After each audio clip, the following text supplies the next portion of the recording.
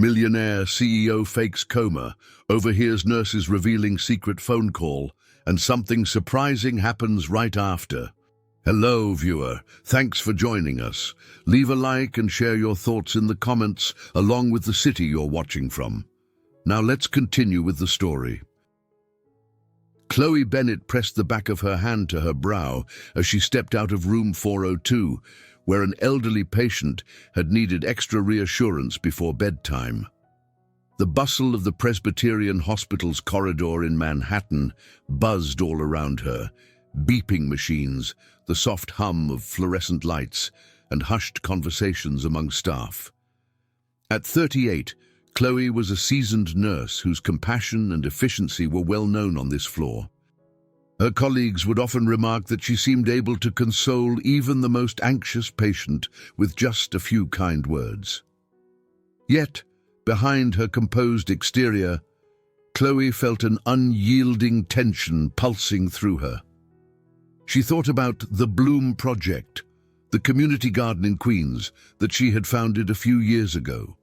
The project was meant to be a safe and nurturing environment for at-risk youth to learn about responsibility, collaboration, and nature's quiet healing. Now the landowner, Mr. Henderson, was threatening to sell that property to real estate developers. With every day that passed, the situation inched closer to a point of no return. Her phone buzzed just as she reached the nurse's break room. Chloe glanced around before answering, ensuring no one urgently needed her. "Yes, Mr. Henderson, I understand," she said in a low voice. "I'm trying my best to find a solution. Please just give me a bit more time." She hung up, feeling the sharp sting of mounting pressure. It was the third call from him this week, and each conversation left her more uneasy. Inside the break room, Dr. Ramirez, a tall man with salt and pepper hair, was sipping coffee. He greeted Chloe with a warm nod. "You look exhausted," he observed gently. "Pulling extra shifts again?" Chloe forced a small laugh. "Isn't that part of the job description?" She slumped into a plastic chair, allowing the briefest moment of vulnerability to cross her features. Dr. Ramirez was the only one at the hospital who knew the extent of her worries, both professional and personal. His concern was evident in the way he set down his mug and leaned forward. "You can't keep burning the candle at both ends," he said, voice low. "I know how much the Bloom Project means to you. If the landowner is giving you grief, maybe there's another route, more sponsors, or a conversation with City Council." Chloe closed her eyes for a moment. "I've tried, but sponsors want quick returns or brand visibility. We're just a local project with a shoestring budget. And City Council, they have bigger priorities. It's always the same story. Either I find a major donor or Henderson sells to the highest bidder." "Doctor." Ramirez tapped his fingers against the table in an uneven rhythm. "If there's one thing I've learned after decades in medicine," he said, "it's that nothing is ever as impossible as it seems." Then he glanced at the clock. "Well, time for me to check on a patient. Hang in there, Chloe." With a compassionate pat on her shoulder, he left.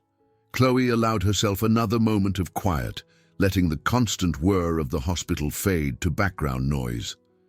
Her mind drifted to the garden's last workshop, recalling the bright faces of teenagers planting herbs and sketching murals.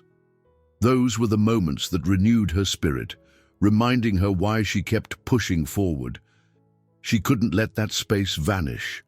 Not when it was doing so much good for kids who needed a safe place to grow, literally and figuratively. A quick knock on the door pulled her from her reverie. It was Sarah Chen, a fellow nurse and her closest friend.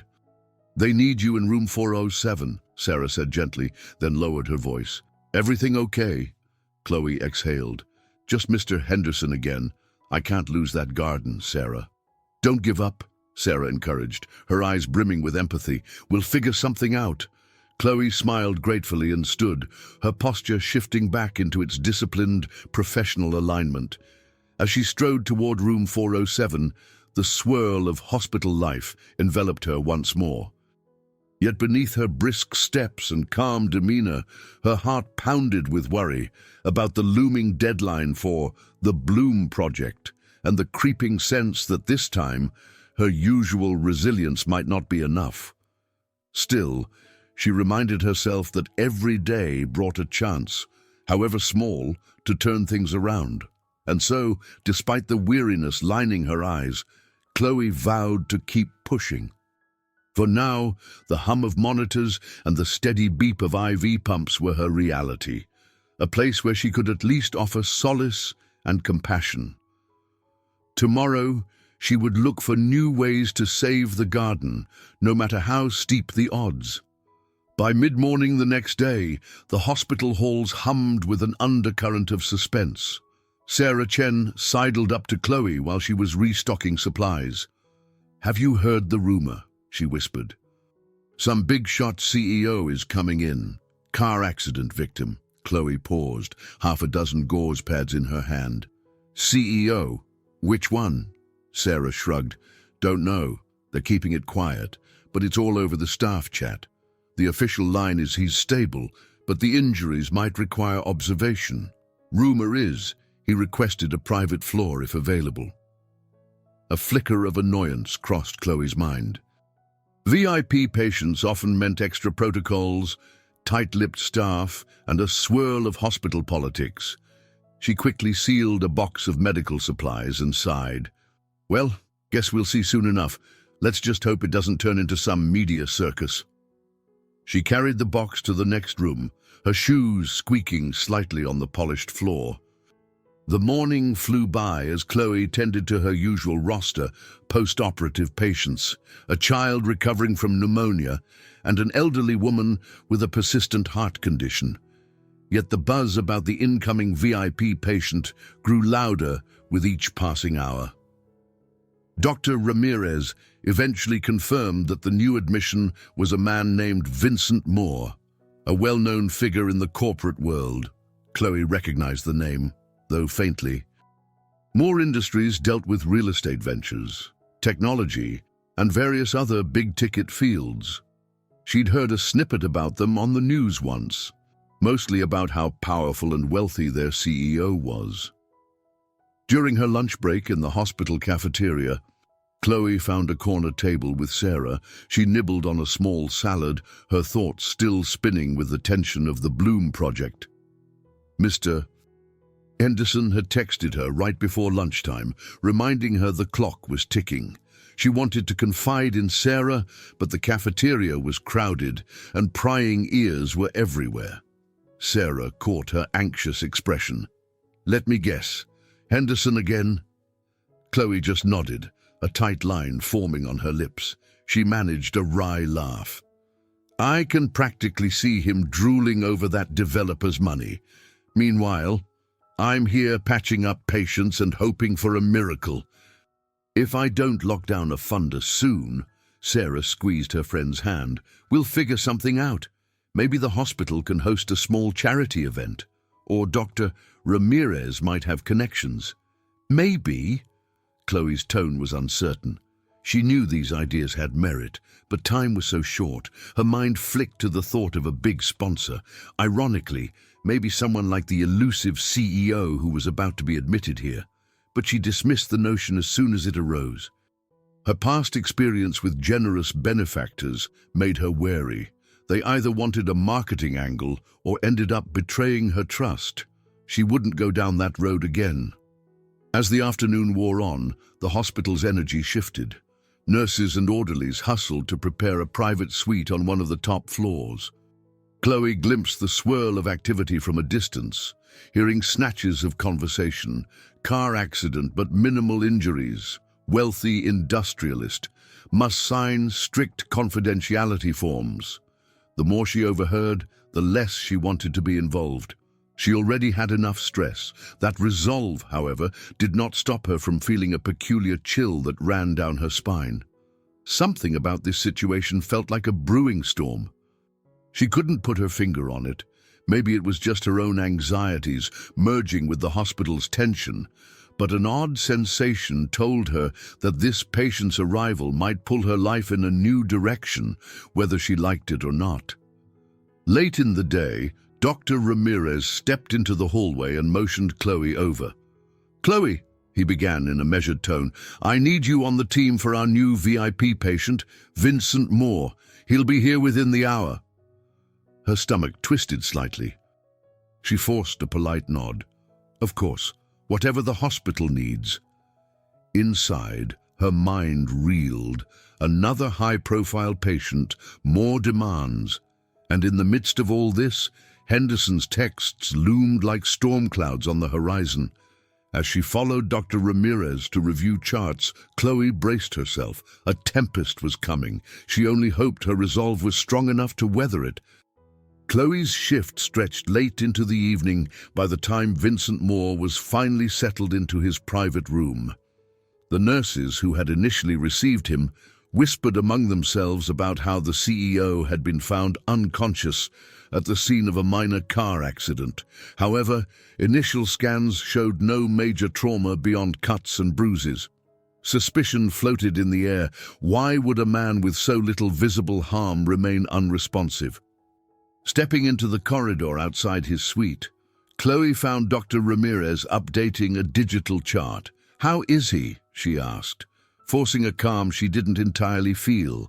Dr. Ramirez exhaled. "Stable. Vitals normal. Neurological responses are puzzling, though. He's not reacting, yet there's no clear damage on the scans. We'll keep observing." Chloe nodded, scanning the nearby monitors with mild apprehension. VVIP patients often came with hidden complexities: personal guards, corporate legal teams, relatives with high expectations. She'd learned from experience that the simplest-looking case could become complicated overnight if a news outlet or a suspicious investor found something to latch onto. Returning to her small desk station, Chloe tried to push aside the swirl of her internal worries, the looming threat to the Bloom project and her unease at dealing with another high-status patient. She had no evidence that Moore was anything but an unfortunate accident victim, yet a sliver of doubt nagged at her. Part of it was her past experience with wealthy donors who often turned manipulative.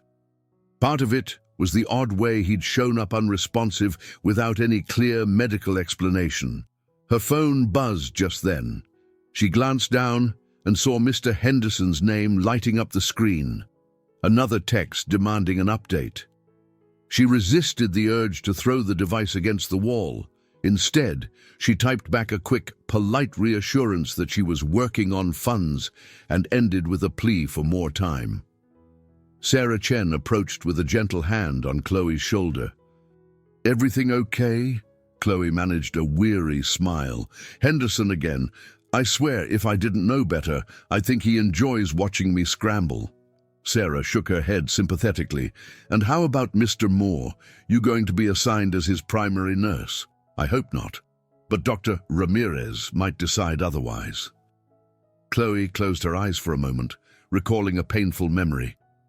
The ex-partner who'd promised to invest in her garden, only to vanish with some of the funds. That betrayal had hardened her stance against letting wealthy individuals get too close. Now here was another powerful man, lying in a hospital bed under mysterious circumstances. Could she keep her professional composure and not let past wounds bleed into this situation? They parted ways when an urgent page called Sarah upstairs. Chloe lingered at her desk, skimming through patient updates. She saw the name Vincent Moore in the digital roster. With a sigh, she clicked to review his file. He was 47, CEO of a global corporation known for real estate expansions. She unconsciously bit her lip.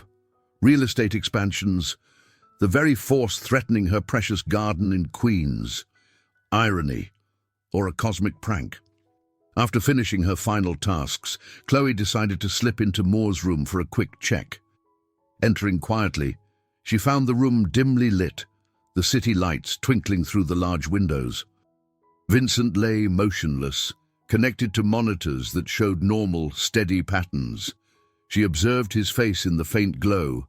He was older than she'd expected, silver strands at his temples, with strong features that seemed oddly peaceful in rest. For a moment, she studied him, trying to piece together the puzzle of how a minor accident left him in such a state. She stepped closer, adjusting the IV drip. "You're a puzzling one," she murmured softly, not truly expecting any response. "Please don't complicate my life more than it already is." Her words lingered in the still air. No reply, of course. She hesitated, feeling a rush of guilt. It wasn't his fault her world teetered on the brink, and yet something about the entire situation unsettled her. Finally, she left the room, quietly pulling the door shut. If Vincent Moore was just another patient, she'd handle it. But a strange dread told her that nothing about this man or her future would be simple. Chloe moved briskly through the hospital corridors the following morning, determined to focus on her duties and not let her private worries overshadow her care for patients. Yet every time she glimpsed the sign pointing toward the VIP suite, a nagging tension flared in her chest. She tried to dismiss it as leftover anxiety from last night, telling herself that, accident or not, Mr. Moore was simply another patient in need of observation. But as she approached the nursing station, she found Sarah engaged in a hushed conversation with Dr. Ramirez. Their expressions told Chloe something was amiss. Sarah spotted her and beckoned her closer. "There's a visitor here for Mr. Moore, Alex Sterling, the Vice President of Moore Industries." Dr. Ramirez frowned. "He arrived this morning, claimed urgent business with Mr. Moore. We allowed him access, but it's tense in there." I stepped in briefly. Sterling was pacing around the bed, talking under his breath.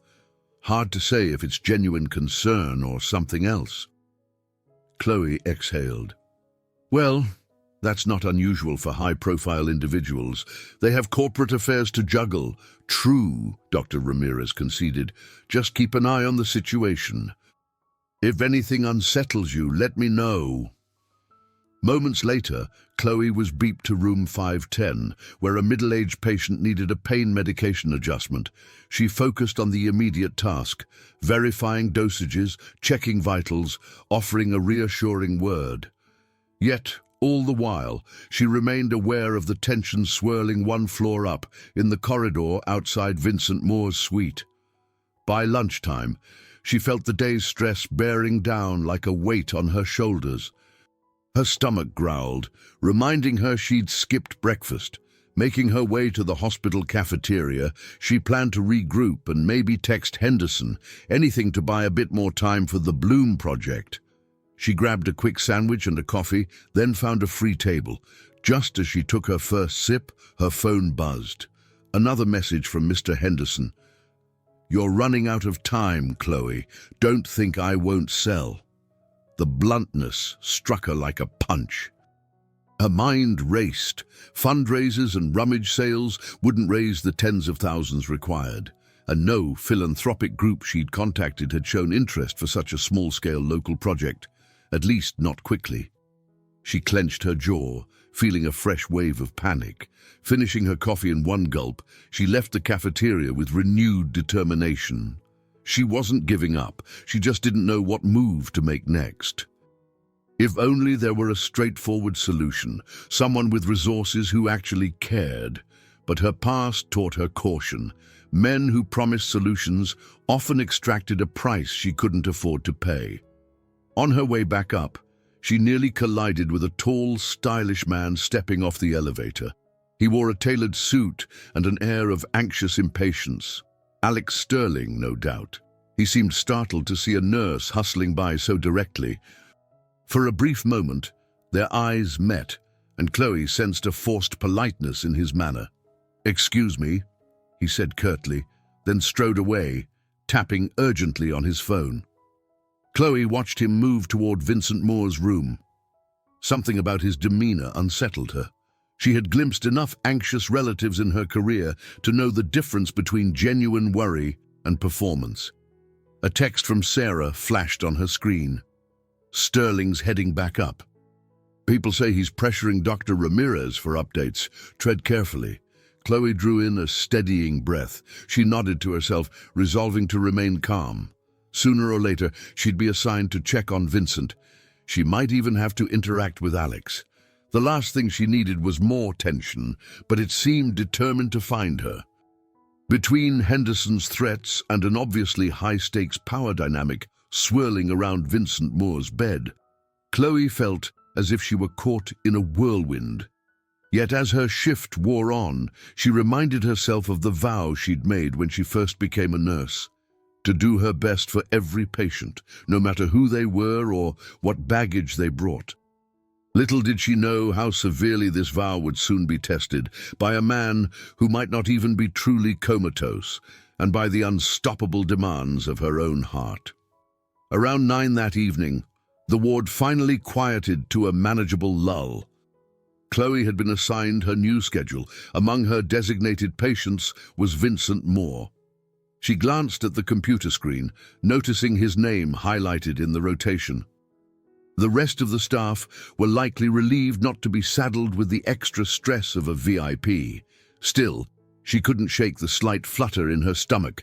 Her first official task was a routine check on Mr. Moore's vitals and comfort. She paused outside his door, smoothing the wrinkles in her scrubs, then stepped inside. The overhead lights were dim, and a single lamp at the far end of the room cast a warm glow over the bed. Vincent lay there, seemingly unaware of the world. Machines beeped in a steady rhythm, everything in normal ranges. Chloe adjusted a stethoscope around her neck and approached. "Good evening, Mr. Moore," she said softly, more from habit than expectation. Gently, she checked his pulse, her touch professional yet careful. As her fingers pressed lightly against his wrist, she became aware of her own breathing, slightly faster than usual. There was something about tending to someone so powerful, but in such a vulnerable position, that felt oddly intimate. For a moment, she studied his still features. Despite the bandage on his forehead, he looked strangely peaceful, like a man taking a long, overdue rest. She made a few notes on her digital tablet, heart rate stable, blood pressure normal. It was all routine, except for the uneasy thought lingering in the back of her mind. Why was he in this state? As she adjusted the IV line, the door creaked open behind her. Alex Sterling peered in, wearing the same crisp suit as earlier. His eyes flicked briefly to Chloe. "You're his nurse now?" he asked, his tone clipped. "Yes," Chloe replied, keeping her professional composure. "May I help you with something?" He stepped in, gaze fixed on Vincent. "I'm just ensuring everything's fine." The hesitation in his voice suggested he was monitoring more than Vincent's medical condition. After a few seconds, he forced a tight smile. "Carry on." Chloe nodded, but couldn't escape the sensation that something in the air felt staged. Once Alex left, she inhaled deeply and forced her focus back to her patient. Gently lifting Vincent's hand, she checked for any swelling or marks. The fleeting thought crossed her mind. Did his fingers just twitch? She paused, peering closely. Probably her imagination. Still, it was enough to make her heart skip a beat. Shortly before her shift ended, she got another call from Mr. Henderson. She quickly stepped into a quiet alcove near a vending machine. "Mr. Henderson," she began, her voice hushed. "I'm working as fast as I can." Her heartbeat hammered in her ears. This was it. He was probably going to push an ultimatum. His tone was brusque. "You have days, Chloe, days. After that, I sign with someone else. I'm done waiting." When the call ended, she leaned against the wall, closing her eyes. A wave of desperation washed over her. She visualized the garden in spring, the neat rows of vegetables, the bright murals the kids had painted, the sense of hope that space offered, all slipping away unless she found a miracle. An hour later, she returned to Moore's room for a final check. Darkness had settled outside. the city lights glowing through the tall windows. She moved quietly, scanning the monitors, verifying medication. The steady beep of the heart monitor was almost soothing. A swirl of emotions pummeled her thoughts: fear for the Bloom project, frustration at Henderson's unrelenting demands, and an inexplicable sense of responsibility toward this silent CEO. Before she left, she rested one hand lightly on the bed rail. "Mr. Moore," she whispered, though she doubted he heard, "I hope you wake up soon. Someone like you probably has the power to fix all sorts of problems. But I guess it's too much to hope for." Her own words surprised her. She never mixed personal hopes with a patient's care. Turning off the lamp, she stepped back into the corridor. Little did she know that, in the days to come, this very patient would indeed alter her future in ways she couldn't have imagined. For now, though, she only felt the heaviness of exhaustion and the faint flicker of yearning, as if on the brink of something she could neither name nor foresee. Early the next morning, Chloe made her rounds with deliberate composure. The door to Vincent Moore's private suite was cracked open, so she peered in before entering. It was nearly dawn, the pale light of sunrise slipping through tall windows. On the bed, Vincent lay in his usual stillness, monitors beeping in a steady cadence. Evelyn Hayes, his poised and elegant assistant, stood near the window, speaking in low tones on her phone. Chloe cleared her throat gently. Evelyn hung up, her expression one of cautious warmth. "Good morning," she offered, stepping aside to allow Chloe access. "I'm sorry, I was trying not to disturb you or him." Chloe nodded, moving to check Vincent's IV drip and vital signs. "No problem," she replied, scanning the digital monitor. "We appreciate your discretion."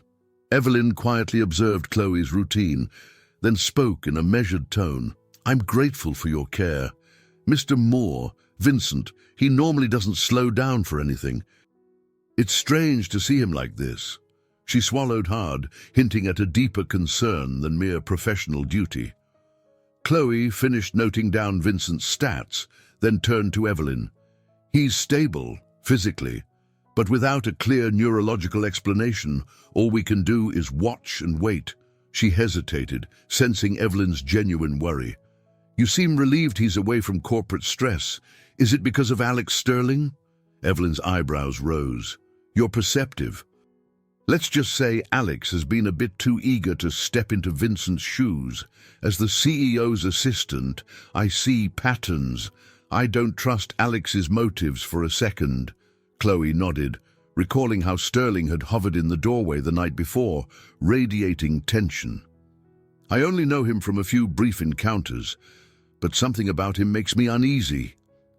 Evelyn offered a thin, wry smile. "Join the club." She shifted her weight, glancing at Vincent's still form. "Alex wants full control. If Vincent stays incapacitated, Alex can push decisions that Vincent would normally oppose." Chloe absorbed this. It felt oddly personal for a conversation with a patient's assistant, but Evelyn seemed sincere, the sort of sincerity Chloe rarely associated with people in positions of corporate power. Still, she reminded herself that she was just a nurse doing her job. "I'll keep a professional eye on things," she finally said, keeping her tone even. Before Evelyn could respond, Dr. Ramirez walked in, greeting them both. He cast an approving glance at Chloe's chart notes. "Good work," he murmured, then turned to Evelyn. "Ms. Hayes, if I may ask, do you have any insight into Vincent's usual health routine? Stress levels, previous medical issues? Anything might help." Evelyn shook her head. "He's notoriously private, but healthy as far as I know. Even if he works crazy hours, he doesn't usually get sick. This is unprecedented." Chloe listened, her curiosity quietly piqued. After Dr. Ramirez left, Evelyn lingered. "Ms. Bennett, I've heard from a colleague that you run a community garden, the Bloom Project, something about at-risk teenagers." Chloe stiffened slightly, The mention of her project from a near stranger took her by surprise. "Yes, I do. It's just a local initiative," she said carefully, not wanting to overshare. She'd been burned before. Evelyn's expression turned thoughtful. "I did a little reading. It seems like a wonderful cause. Are you having trouble keeping it going?" She must have noticed the flicker of apprehension on Chloe's face, because she held up her hand in a calming gesture. "I'm only asking because Vincent has a soft spot for philanthropic efforts, despite his hard-nosed reputation in business. If he wakes up, maybe he—" "Let's not get ahead of ourselves," Chloe interrupted, her tone polite but firm.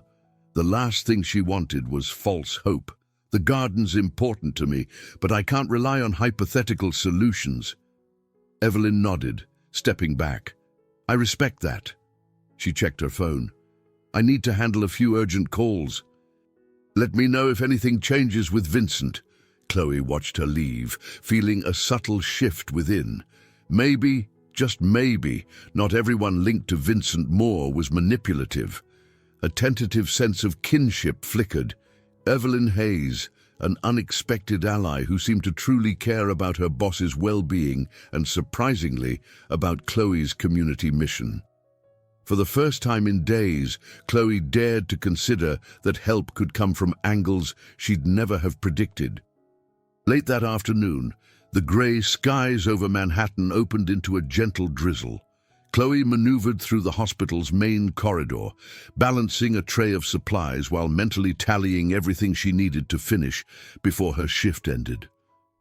Raindrops tapped the wide windows, mirroring the steady thrum of her own anxious heartbeat. This was the day Mr. Henderson had threatened to finalize a deal on the land if she couldn't propose a funding solution. Pausing at a water dispenser, Chloe let out a tired breath. She hated feeling cornered. Her entire career, she'd prided herself on facing challenges head-on. Yet here she was, faced with the possible end of the Bloom Project. She pictured the bright faces of the teenagers who found solace in that garden. Would she have to tell them it was gone? Sarah Chen found her there, a look of concern shadowing her eyes. "Hey," she said softly, "how are you holding up?" Chloe swallowed, handing the tray of supplies to a passing nurse. "Henderson's giving me hours, maybe a day. If I don't come up with something solid, he'll sign with those developers. It's not looking good, Sarah." Sarah touched her arm. "Chloe, I know how strong you are, but maybe it's time to consider other avenues. Evelyn, for instance, she seems sympathetic. Couldn't you ask if more industries might—" Chloe cut her off with a small shake of her head. "No, I can't go begging from them. You know my history. I swore never to rely on high-powered people again after what happened with my ex." The memory of betrayal still sat raw beneath her calm facade. "I'll figure something else out, but I won't beg." A page crackled overhead for Nurse Bennett to report to the VIP ward. Chloe pressed her lips together, stifling the storm of anxiety that threatened to leak into her work. "Duty calls," she muttered. When she arrived outside Vincent Moore's suite, she found the door partially open again. Slipping inside, she noticed the low overhead light highlighting the curve of his shoulders beneath a blanket. Once more, she noted how little his condition made sense. No major injuries, yet complete unresponsiveness. She set down the files on a nearby counter, her eyes drifting over the machinery that charted his vitals. "Mr. Moore," she murmured as she checked the drip rate. "I might have scoffed at the idea of wealthy rescuers before, but I can't lie, I'm desperate." She paused, startled by her own candor in speaking to a man who likely heard nothing, but the desperation welled in her. "If you could just open your eyes and tell me I'm not crazy for believing the garden matters." A gentle knock on the doorframe made her jump. Evelyn Hayes, face softened by concern, stood there. "Sorry," Evelyn whispered, stepping into the room. "I was looking for you. Dr. Ramirez said you might be here." Chloe regained her composure. "Is something wrong?" Evelyn shook her head. "No, just thought you should know. Mr. Sterling is in the building again. I overheard him mentioning a new press release about Vincent's condition, something about him urging the board to approve major real estate expansions without delay." Chloe tensed. "He's using Vincent's incapacitation to further his own agenda. Wonderful." She exhaled slowly. "Does Dr. Ramirez know?" "Probably," Evelyn said. "But Sterling moves fast. If he gets the board to sign off on certain deals, by the time Vincent wakes up, if he wakes up, it might be too late to reverse them." Chloe's gaze flicked to Vincent, peaceful yet precarious. Then she squared her shoulders. "Well, it's not my business to meddle in corporate maneuvering, but if Sterling disrupts patient care, I'll step in." Evelyn offered a grateful nod before stepping away to take a phone call. Chloe lingered, her heart rattling in her chest. She felt the pull of a choice forming in her mind, either remain on the sidelines, quietly hoping for a miracle, or risk more involvement. That new involvement might mean leaning on Evelyn, maybe even Moore's massive corporate resources if it came to that. In a strange, involuntary leap of faith, she found herself wishing that Vincent Moore would recover soon, not just for his own sake, but for the sake of her beloved garden. That night, as she left the hospital, the rain still pattered on the sidewalks. She pulled her coat tighter, a swirl of conflicted determination rising within. Sometimes, she realized, you have to step outside your comfort zone, even if it means letting old wounds re-expose themselves. The following days brought a whirlwind of unexpected dynamics to Chloe's typically methodical routine. The Presbyterian Hospital's top floor was now guarded by heightened security, presumably arranged by Evelyn to control the steady flow of curious reporters who hovered outside. Chloe found it both relieving and stressful. Relieving because outsiders were kept at bay. Stressful because it highlighted just how significant Vincent Moore's presence was. One afternoon, as she returned from lunch, she spotted Alex Sterling stepping into the elevator. He wore his usual immaculate suit, but carried a briefcase that seemed overly stuffed. Before the doors closed, she caught his tense glance. Her gut twisted at the sight. She sensed trouble, though she couldn't pinpoint how it might affect her directly. Still, her instincts nudged her to stay vigilant. Upstairs, the corridor outside Vincent's suite was unusually calm. A single security guard stood watch, nodding politely as Chloe arrived. She found Evelyn inside, organizing folders on a makeshift desk. "What's all this?" Chloe asked, scanning the neatly stacked documents. Evelyn grimaced. "Financial reports, property portfolios, Vincent's entire empire in bullet points. I'm trying to monitor them for suspicious activity. If Alex tries to push anything shady through the pipeline, I want to know before it's too late." Chloe set her bag aside. "That's quite the responsibility. You're basically acting as his gatekeeper." "More like a temporary shield," Evelyn corrected. Then her gaze drifted to Vincent, still unmoving. "I'd do anything to keep Moore Industries from falling into the wrong hands, and to make sure Vincent's philanthropic interests remain intact." Chloe's eyes flicked to a folder labeled Community Outreach. She wondered if the Bloom Project might fit into such a category, but she bit her tongue. She knew better than to get her hopes up without reason. "I'll check his vitals," she said quietly, edging toward the bed. The monitors showed the familiar stable patterns, heart rate, oxygen saturation, everything unremarkable. She folded down the blanket slightly, examining the bruises along his arms. They'd faded some, suggesting healing. He looked more like a man in a deep sleep than someone comatose from a trauma. The puzzle nagged at her. Frowning, she adjusted an electrode, stepping back only when she saw no medical anomaly. Evelyn joined her. "You think there's a chance he's faking?" The question hung in the air like a whispered confession. Chloe's eyes widened, an instant rush of denial crossing her mind. "That would be unbelievably reckless," she whispered, glancing at the door. "Besides, a coma is no joke.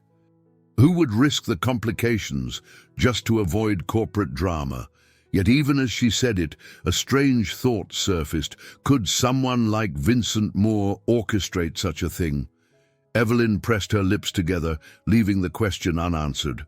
After a moment, she placed a gentle hand on Chloe's shoulder. "I wanted to ask you something that's been on my mind." She hesitated. "If Vincent wakes up and he hears about your garden, he might support it. He's got a reputation for occasional big gestures, but I need your consent. Would you want me to mention it?" Chloe felt her heart skip a beat. "It's complicated," she began slowly. Yes, the project needs help, but I've had experiences." She trailed off, the memory of her past betrayal stinging fresh. Then Mr. Henderson's ultimatum flashed in her mind. She sighed. "Look, I wouldn't reject genuine help if it's freely offered, but I don't want to rely on pity or some PR stunt." Evelyn nodded, her expression understanding. "I promise you, I wouldn't let it become a publicity fiasco." They both turned as the security guard at the door cleared his throat. "Ms. Hayes, Mr. Sterling just arrived," he announced grimly. Evelyn gathered her folders. "Showtime." Chloe watched her leave, the door closing behind them. She glanced at Vincent one last time, the monitor's beeps echoing in the quiet. Despite her reluctance, she realized she'd already stepped into this strange new world, a corporate battlefield swirling around a man who lay silent yet possibly aware. Whatever path lay ahead, it would challenge her boundaries in ways she never expected, and a small but growing voice inside insisted that she'd need every bit of courage to navigate it. Midweek arrived with the air thick with anticipation.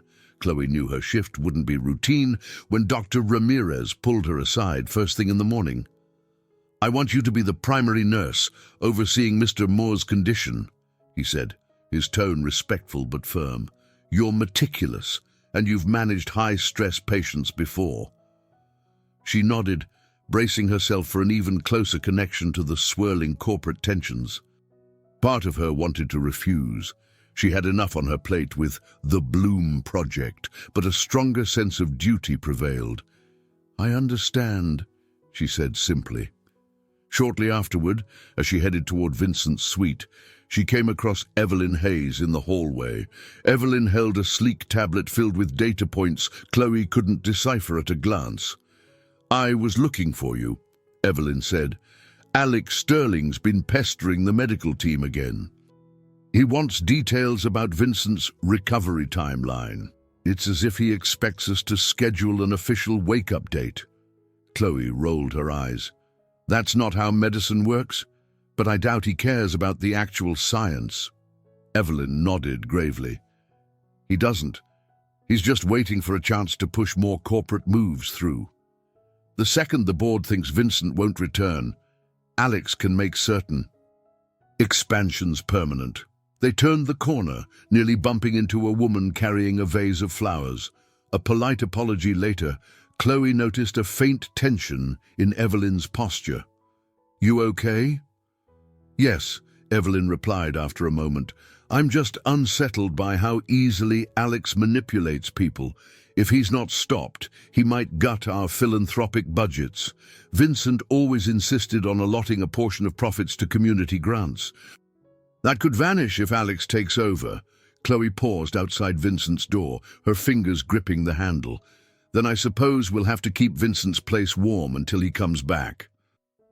Inside, Vincent lay as before, still, with a faint expression of peace.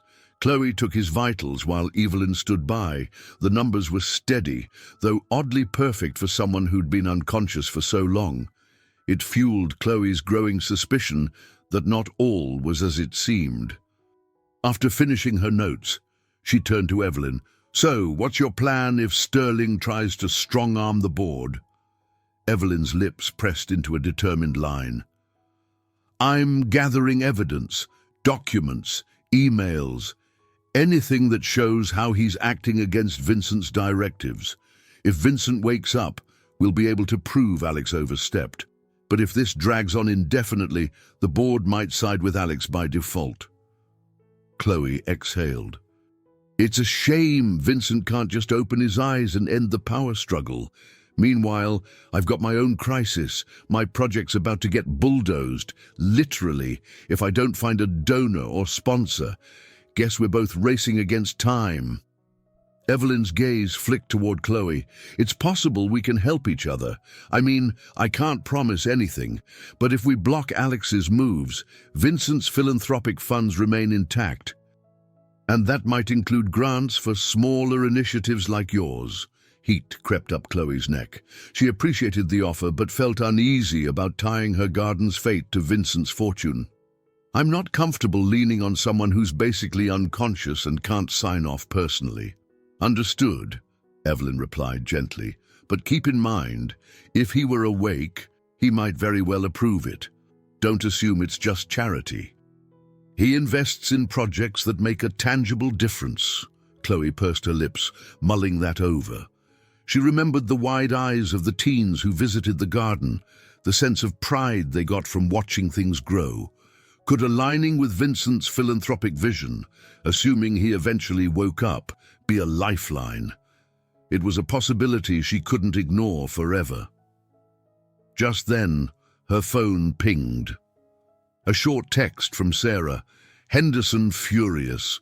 Says, final notice. You okay? Her pulse quickened.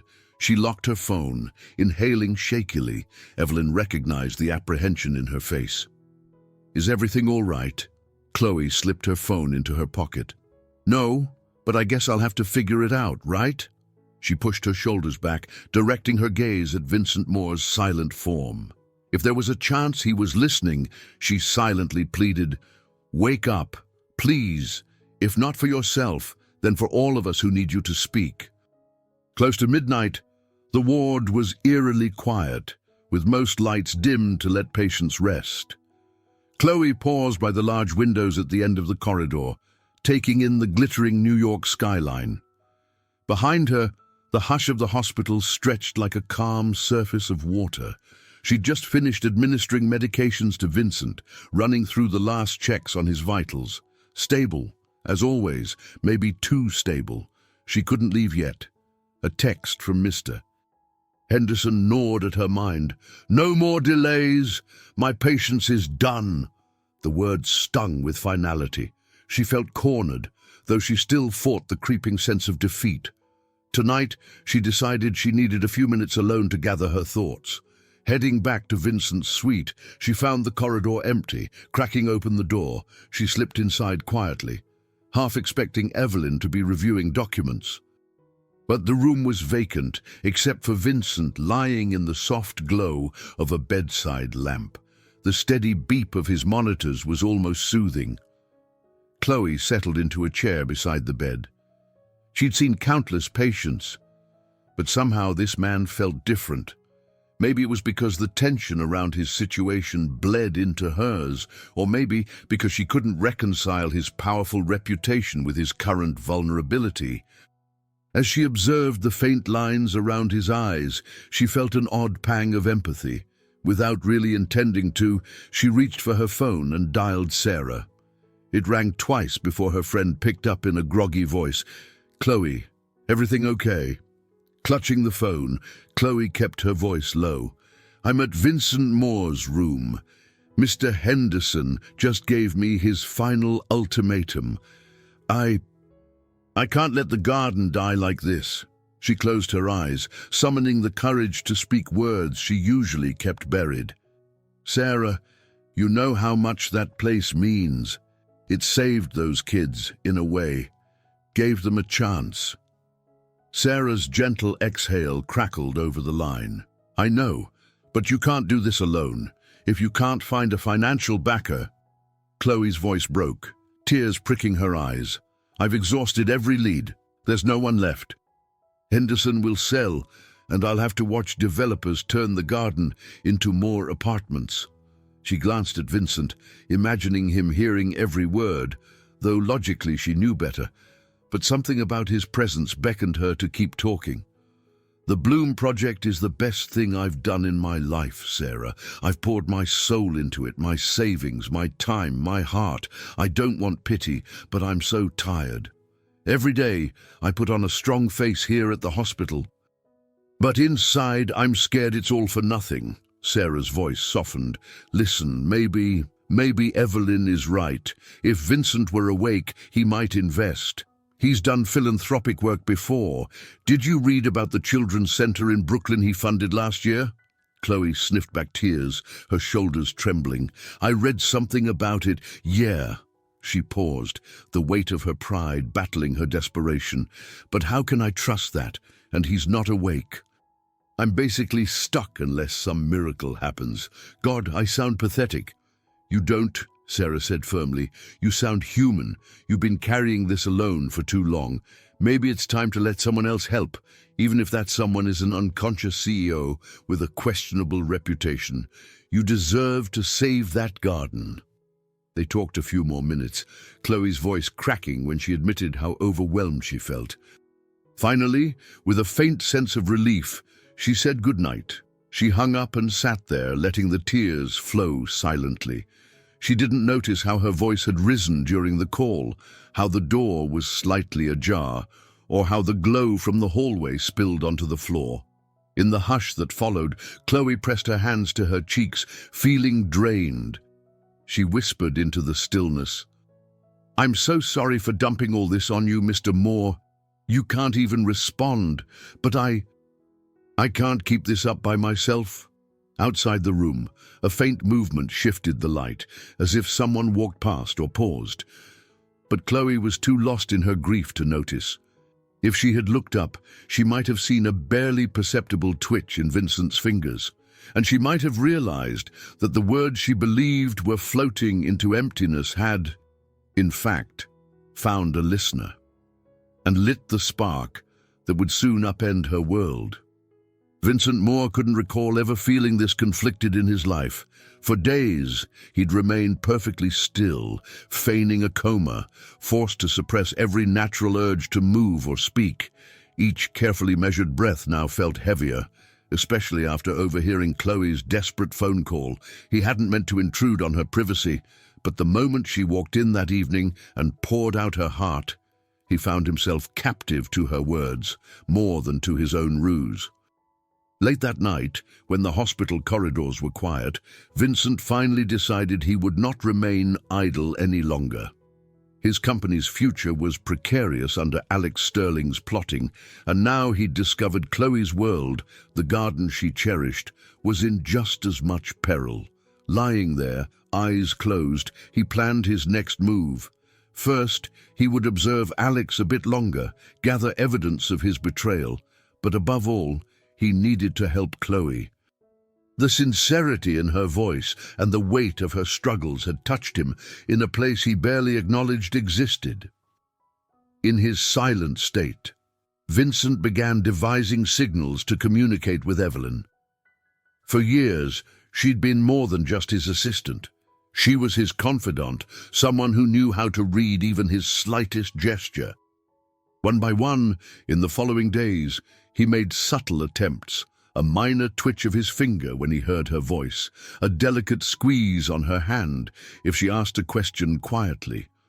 Though it was risky, he counted on Evelyn's discretion and intuition. On the third evening after Chloe's phone call, Evelyn lingered in his room, flipping through the thick folder of company documents. She spoke to him in a low voice, unaware that he was, in fact, listening intently. "Vincent," she murmured, "Sterling's pushing for an immediate vote on the real estate expansions. They want to sign off within days. If you don't recover soon—" She trailed off, resting her hand on his. Gathering his courage, Vincent pressed his fingers faintly against hers, a silent confirmation that he could hear her. Evelyn's breath caught. She stilled, then carefully looked around to ensure no one else was present. Leaning down, she whispered, "Is that you, Vincent? Are you telling me you're all right?" A slight second squeeze in response. Stunned, she took a moment to compose herself. "Oh my God," she said under her breath. "I thought... Wait, is this on purpose?" Yet she knew better than to bombard him with endless questions right away. Slowly, piece by piece, she began to piece it together. Perhaps he suspected Sterling's betrayal and used this coma as a strategy to see who was truly loyal. With trembling hands, Evelyn scribbled a quick note on the back of a lab results sheet. "Why keep faking it? Do you plan to confront Alex soon?" She slid the paper near Vincent's hand, uncertain if he could somehow respond. He must have heard her approach and recognized the sound of pen against paper, but he couldn't move so obviously. Instead, he shifted his index finger a few millimeters, a near-invisible signal he hoped she'd catch. She did. Evelyn's heart pounded, but she forced herself to appear calm. Carefully, she slid the paper out of sight. Later that night, she typed a short text to her own private email, noting everything that happened. If Vincent was faking, he had his reasons, and she would support him, but they had precious little time. And one more thing was certain: Chloe's emotional revelation had stirred him. Evelyn suspected he intended to help her with the Bloom project, though how he would do so remained unclear.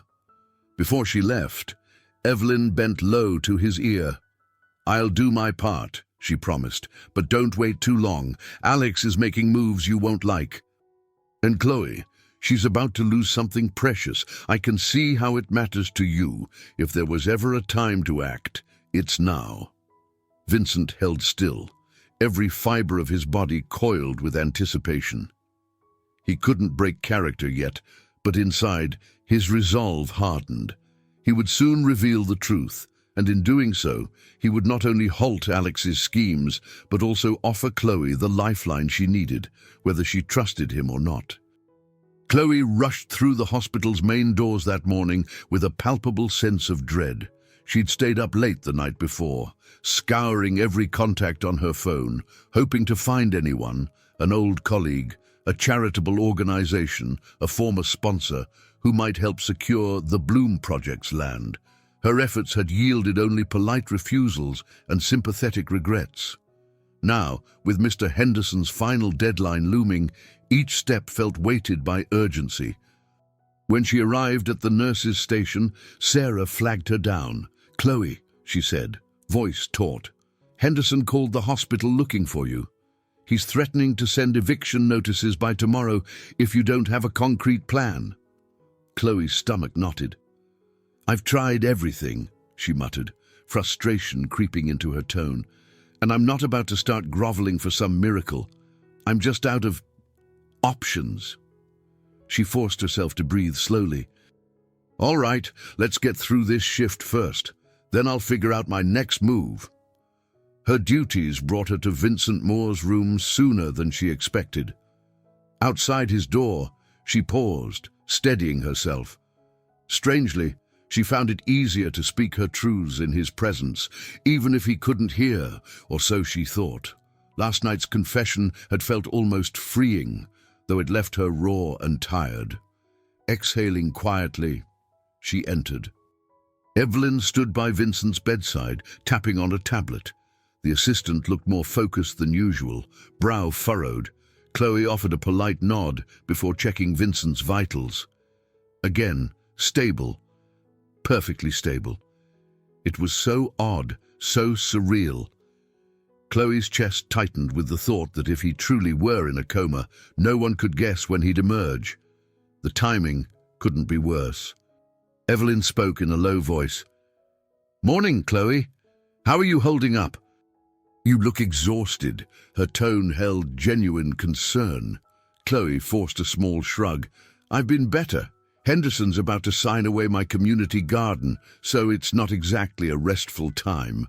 She hesitated, then added, "That's my own problem, though. I'm still a professional here." Evelyn gave her a faint smile.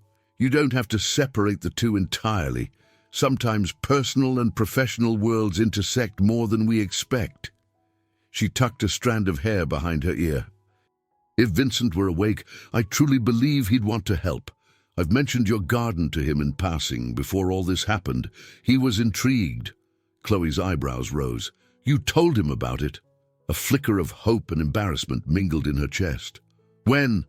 Right before his accident, Evelyn explained. He was looking into a set of community outreach grants. Yours was a prime candidate, just never got finalized. A tumult of emotions flared inside Chloe. Relief that maybe her project had once been on the radar, and bitterness that fate had stepped in at exactly the wrong moment. She dropped her gaze to Vincent's still face, a pang of longing surging through her. If only, she said softly, more to herself than to Evelyn. Suddenly, Sarah burst in, eyes wide with alarm. Chloe, Dr. Ramirez is looking for you. Someone from the press is snooping around. They're asking about Vincent Moore's condition, and apparently they know you're his primary nurse. Chloe stiffened. The last thing she needed was more pressure. The press. Great.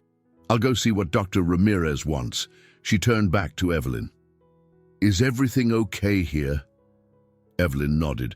I'll keep watch. Go handle the reporters. As Chloe hurried out, her phone buzzed. Another message from Henderson. Final extension ends tomorrow morning. No more games, her pulse hammered. She glanced at the text while practically jogging down the corridor. Everything in her life felt like it was spiraling out of control. Her project, Vincent's suspicious condition, Alex Sterling's meddling, and now the press. She had less than 24 hours before her garden slipped through her fingers forever, and she was out of strategies. Unless, by some miracle, Vincent Moore opened his eyes and changed everything. Unbeknownst to her, behind the closed door, Vincent's eyelids fluttered briefly as though stirred by an unseen force. His mind raced with the knowledge he'd gathered. Time was running short, for him and for Chloe, and he would not let either of them lose. All day long, Vincent stayed motionless, ignoring the growing urge to test his limbs or speak up prematurely. He'd quietly calculated that if he chose the wrong moment to awaken, Alex Sterling might maneuver around him anyway. But Chloe's phone call, her sobs, her confessions, played in his head like a loop he couldn't shut off. Every word fueled his determination. That night, the hospital lights dimmed once more. Chloe, overwhelmed by another fruitless round of calls for sponsorship, lingered in Vincent's room after finishing her final checks. She glanced around, relieved to see no one else present. The hush enveloped them like a cocoon. She sank into the chair beside his bed, rubbing her temples. Mr. Moore, I don't know why I keep doing this, she murmured, voice thick with emotion. You can't hear me, and yet I feel less alone when I talk to you. Today was awful. Henderson's done waiting. By tomorrow morning, I'll probably be locked out of my own project. That's it. The end. Her voice trembled, and Vincent wished more than anything that he could simply squeeze her hand, give her a sign. He listened intently as she unburdened herself once again, detailing the heartbreak of losing the Bloom project and the guilt she felt for letting so many young people down. The raw honesty struck him deeper than any corporate betrayal he'd faced. This woman wasn't angling for money or power. She just wanted to keep a safe haven alive for kids who had nowhere else to turn. It was then he heard the words that sparked everything. If you were awake, maybe you'd help. Evelyn says you used to invest in places like mine. She sighed heavily, but I guess I'll never know. Vincent's heart pounded. Enough. He had enough intel to expose Alex. Enough time had passed to reveal his hand. He waited until Chloe finished her monologue and stood to leave. Then he made his move. Just as she turned to gather her belongings, his left hand twitched more visibly this time.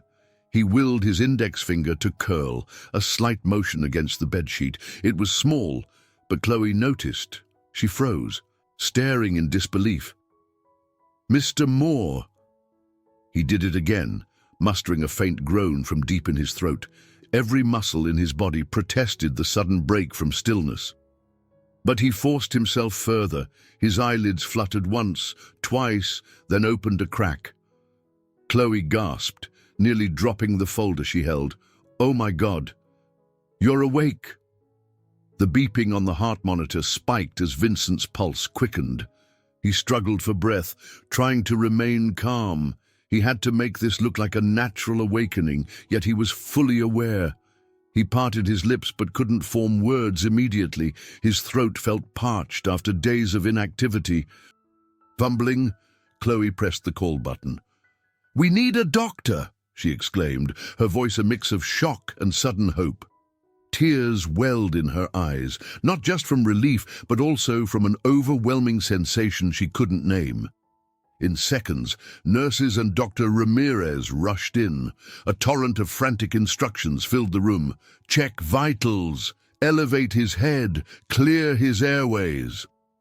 Vincent let them fuss, blinking against the bright overhead light. His gaze flicked toward Chloe, who stood at the edge, almost trembling with emotion. In that moment, he wanted to tell her everything. He heard her phone call, understood her predicament, and was going to fix it, if she'd let him. But he had to be methodical. First, he had to handle Alex Sterling. Then he would reveal how he'd heard every plea, every word. The energy in the room crackled with tension. "Doctor..." Ramirez quizzed Vincent gently, testing neurological function, while Evelyn ran in moments later, covering her mouth in astonishment. Yet a subtle, knowing light shone in her eyes. Vincent recognized it. She suspected something bigger was at play. For Chloe, the surprise and relief were nearly overwhelming. She reached for his hand in a purely professional gesture, expecting nothing in return. But Vincent managed a small, purposeful squeeze, locking eyes with her for the briefest instant. As she blinked back tears, she realized that this moment was bigger than a routine medical awakening. Something surprising was about to happen. And somehow, she was at the center of it. The next morning, the VIP suite buzzed with an almost electric energy. Nurses came and went, checking Vincent Moore's vitals, each remarking on how remarkable it was that he'd awakened with such stable signs. Dr. Ramirez stood beside the bed, performing a final exam, while Chloe hovered near the monitors. Vincent winced at the bright daylight streaming through the windows, but managed to push himself upright against the pillows. His throat still felt raw. Evelyn and Alex Sterling arrived just as Dr. Ramirez was concluding his check. Alex looked oddly triumphant at first, as if expecting to take immediate control of the narrative, but Vincent's posture and the flash in his eyes suggested something else entirely. Dr. Ramirez nodded approvingly. "Your vitals are excellent. We'll need to do more tests, but you seem fully conscious. Rest is essential, though. Let's not rush anything." Vincent cleared his throat. "Thank you, Doctor." His voice was raspy but firm. The entire room seemed to inhale at once. No one had heard him speak for days. Then he fixed his gaze on Alex, who stood near the foot of the bed with a smug grin. "Alex," Vincent said slowly, "I hear you've been quite busy." Alex's grin wavered. Yes, I've been running things in your absence. It's been challenging, but we've..." Vincent held up a hand, silencing him. "We'll talk about that soon. For now, I'd like to speak to Nurse Bennett. Privately." His tone brooked no argument. Chloe's heart lurched at the sound of her name. Dr. Ramirez, sensing the tension, gestured for everyone else to step out. Evelyn shot Vincent a wary but supportive look, following Alex into the corridor. Chloe hesitated, her nerves jangling. Finally, the door clicked shut, leaving her alone with Vincent for the first time since his awakening. She approached, trying to keep her voice steady. "Are you in pain, Mr. Moore? Should I fetch Dr. Ramirez, or..." He shook his head lightly. "No, I'm fine." but there's something I need to tell you." His voice faltered for a moment, as though the weight of it all pressed on him. "I heard you, Chloe. Every night you came here, everything you said about the Bloom project, about your struggles. I wasn't actually in a coma." Her eyes widened and her lips parted in stunned disbelief. For a moment, she couldn't process the words. The color drained from her cheeks. You were awake." Vincent exhaled, guilt lining his face. "Not from the beginning. At first, I was truly unconscious for a short while, but when I woke, I realized I could use this scenario to observe people's true colors. I suspected my vice president was undermining me. I never intended to eavesdrop on your private phone call, but I did. I'm sorry." Chloe's pulse thundered in her ears. "You lied. And you listened to everything." She hated how her voice quavered, how tears pricked her eyes, but the betrayal hit hard. All her confessions, her tears, he'd witnessed them in secret. "It wasn't meant to manipulate you," Vincent insisted, his voice thick. "I had no idea you'd share such personal things at my bedside. I couldn't break my cover without jeopardizing my plan to stop Alex." He ran a hand over his tired features. "But then I heard you talking about your garden, your phone call in tears. It changed everything." Chloe took a shaky step back. "Do you realize how humiliating that is for me?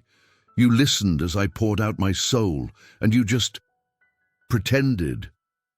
"I'm trying to fix it now," he replied softly. "This morning, I announced to Evelyn that we'd secure the purchase of your project's land under Moore Industries. The Bloom project won't be lost, Chloe. I promise you that." She stared at him, her chest a battlefield of anger, relief, and confusion.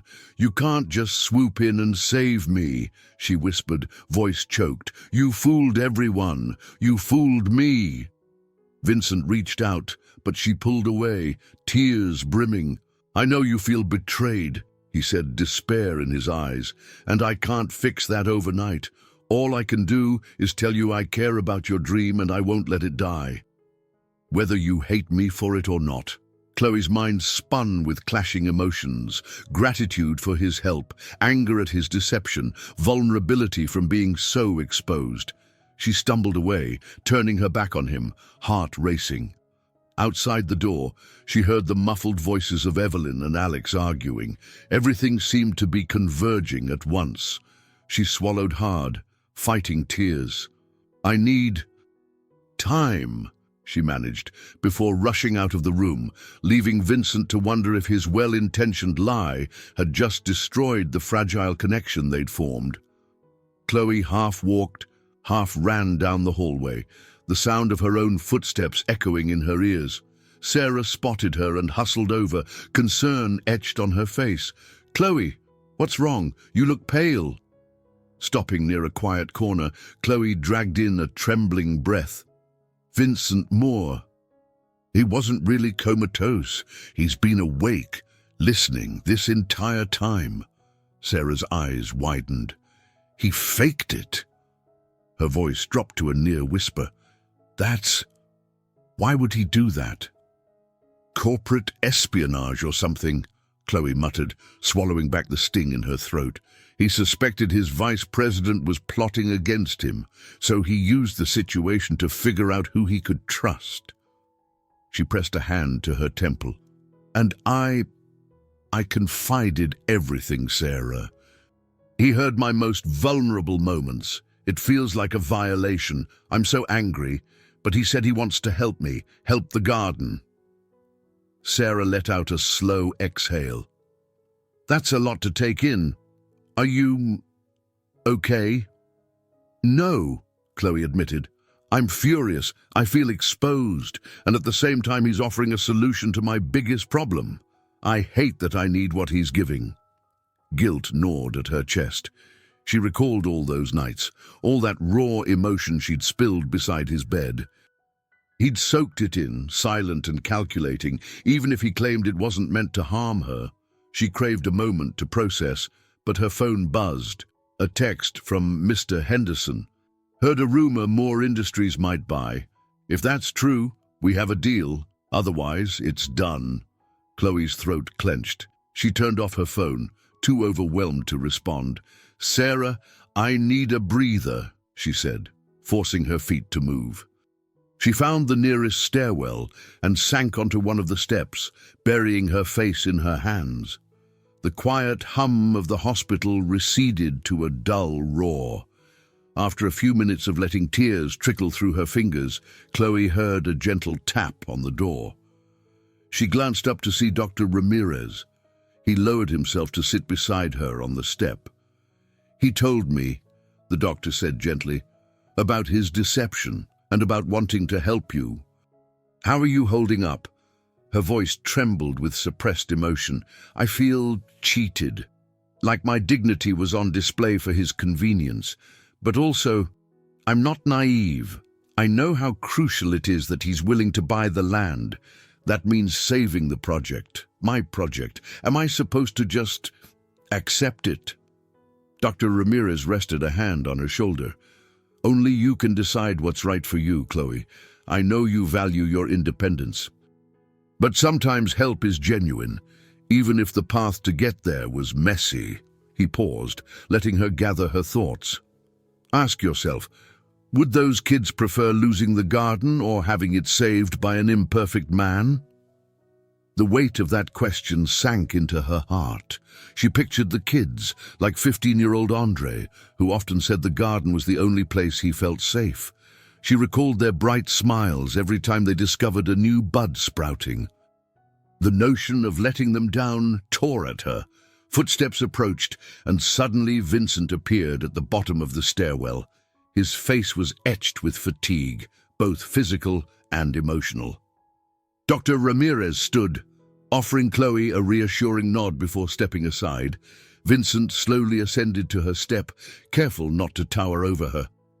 "I'm sorry to disturb you," he said, voice subdued, "but I couldn't wait. Alex is about to hold a press conference. I'm going to confront him publicly, set the record straight, and I wanted you to know this isn't just about corporate power. I've already instructed Evelyn to finalize the purchase of your garden's land, no matter what." Chloe pressed her lips together, heart pounding. "You don't get it. It's not just about the land, it's how you betrayed my trust." He exhaled, nodding. "I know. Let me prove I'm sincere. I'm not asking for gratitude. I only want to do the right thing. For you, for the kids who need that garden, and for my employees who need an honest leader." She looked away, tears brimming again. Then, remembering Dr. Ramirez's words, she asked in a trembling voice, "And what if you regret this later?" Vincent's expression softened. "I won't. I'll sign legally binding documents. You'll keep full control of the Bloom project. I won't force changes or use it for PR stunts. Please, let me fix at least this part of what I've caused you to feel." A swirl of anger and hope churned in her chest. She inhaled, steadying her voice. "Fine, but it doesn't erase how I feel about your deception." He nodded, solemn. "I understand." A brittle silence followed, then she gave a slight nod of her own. The garden would be saved, that much was sure. Whether her heart would ever trust him again was another question entirely. For now, the precarious mix of fury and relief was all she could manage. Vincent, seeming to sense her turmoil, quietly stepped aside, leaving her to collect herself before the battles yet to come. Chloe spent the remainder of that day dodging curious co-workers and sidestepping reporters who lingered by the hospital's main entrance. News had already spread that Vincent Moore, long rumored to be in a mysterious coma, had awakened and was planning a press conference. Outside, camera crews packed the sidewalk, hoping for a dramatic soundbite. Inside, Chloe struggled to piece together her tangled emotions. Mid-afternoon, she found a quiet corner near a rarely used meeting room. She desperately needed a breather. There, leaning against a bare wall, she closed her eyes and tried to steady the tremor in her hands. She couldn't stop replaying the moment Vincent confessed he'd been awake, hearing everything. The mortification churned in her stomach every time it crossed her mind. Her thoughts drifted further back to the old scars that had made her so wary in the first place. Years ago, her former partner, someone she'd dated seriously, had shown an interest in the Bloom project when it was barely more than an idea in her journal. He'd promised funding, emotional support, a glorious future. Then, almost overnight, he vanished with funds from an early donation drive. She'd vowed never again to trust a wealthy benefactor or rely on someone else's goodwill. A faint scuff of shoes startled her. Evelyn Hayes stepped around the corner, face drawn with concern. "Sorry," she said softly, raising her palms in an apologetic gesture. "I saw you slip away. Are you okay?" Chloe let out a long exhale. "I've been better." She squared her shoulders, though her voice trembled slightly. "I'm just processing.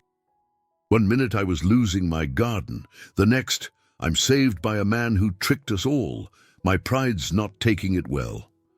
Evelyn's expression softened. "I get it. Vincent can be single-minded when he wants to achieve something. He never meant to hurt you. But I realize that doesn't erase the feeling of betrayal." She paused. "Has he told you the next step for the garden?" Chloe shook her head. "We haven't talked details.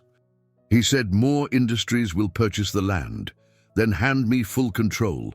It's a dream scenario if I ignore the part where he listened in on my most private thoughts."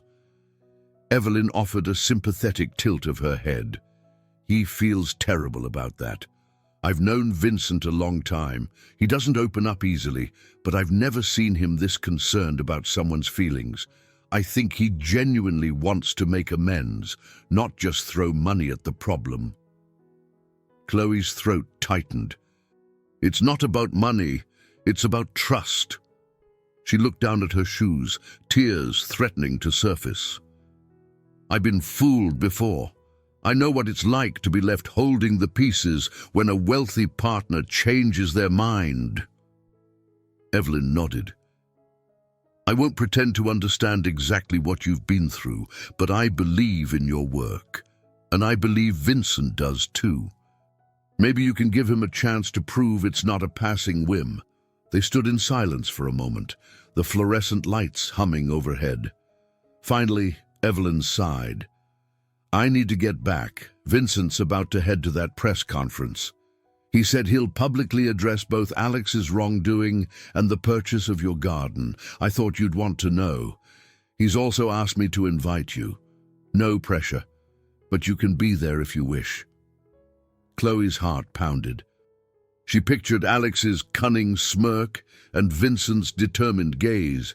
Did she really want to stand by while two corporate titans faced off? On the other hand, wasn't this about her garden too? "Thanks for letting me know," she managed, voice quiet. "I'm not sure if I'm ready to watch him spin a story about how he's my savior, but maybe it's time I saw the full picture." Evelyn gently squeezed Chloe's hand. "Whatever you decide, the press conference starts soon in the hospital's ground floor auditorium. Just come if you want to see how he handles this. And remember, you have people rooting for you." After Evelyn left, Chloe remained by the wall, inhaling the faint antiseptic scent of the hallway. Her chest felt tight, but her mind sparked with new resolve. Her scars were deep, but her garden was everything. If Vincent was sincere, perhaps this was a chance to protect the Bloom project for good. And if he wasn't, she needed to know. Better to confront the truth now than be blindsided later. Half an hour later, Chloe slipped into the auditorium, sliding into a seat near the back. She wasn't sure what she expected, certainly not the sight of nearly every seat filled by hospital staff, reporters, and a handful of Moore Industries employees. The hush in the room was palpable as Vincent Moore stood at a small podium under the dim glow of the stage lights. He looked composed for a man who had just left a hospital bed, though a hint of fatigue still clung to the lines around his eyes. Alex Sterling perched off to the side, arms crossed, face set in an unreadable mask. Evelyn hovered nearby, tablet in hand, her gaze flicking between Vincent and the audience. Vincent cleared his throat, the microphone amplifying the rasp that lingered from days of disuse. "Thank you for coming," he began, voice measured. "First, I want to clarify my condition. Yes, I was involved in a car accident. The injuries were minor, and I—" He paused, eyes scanning the room until they found Chloe.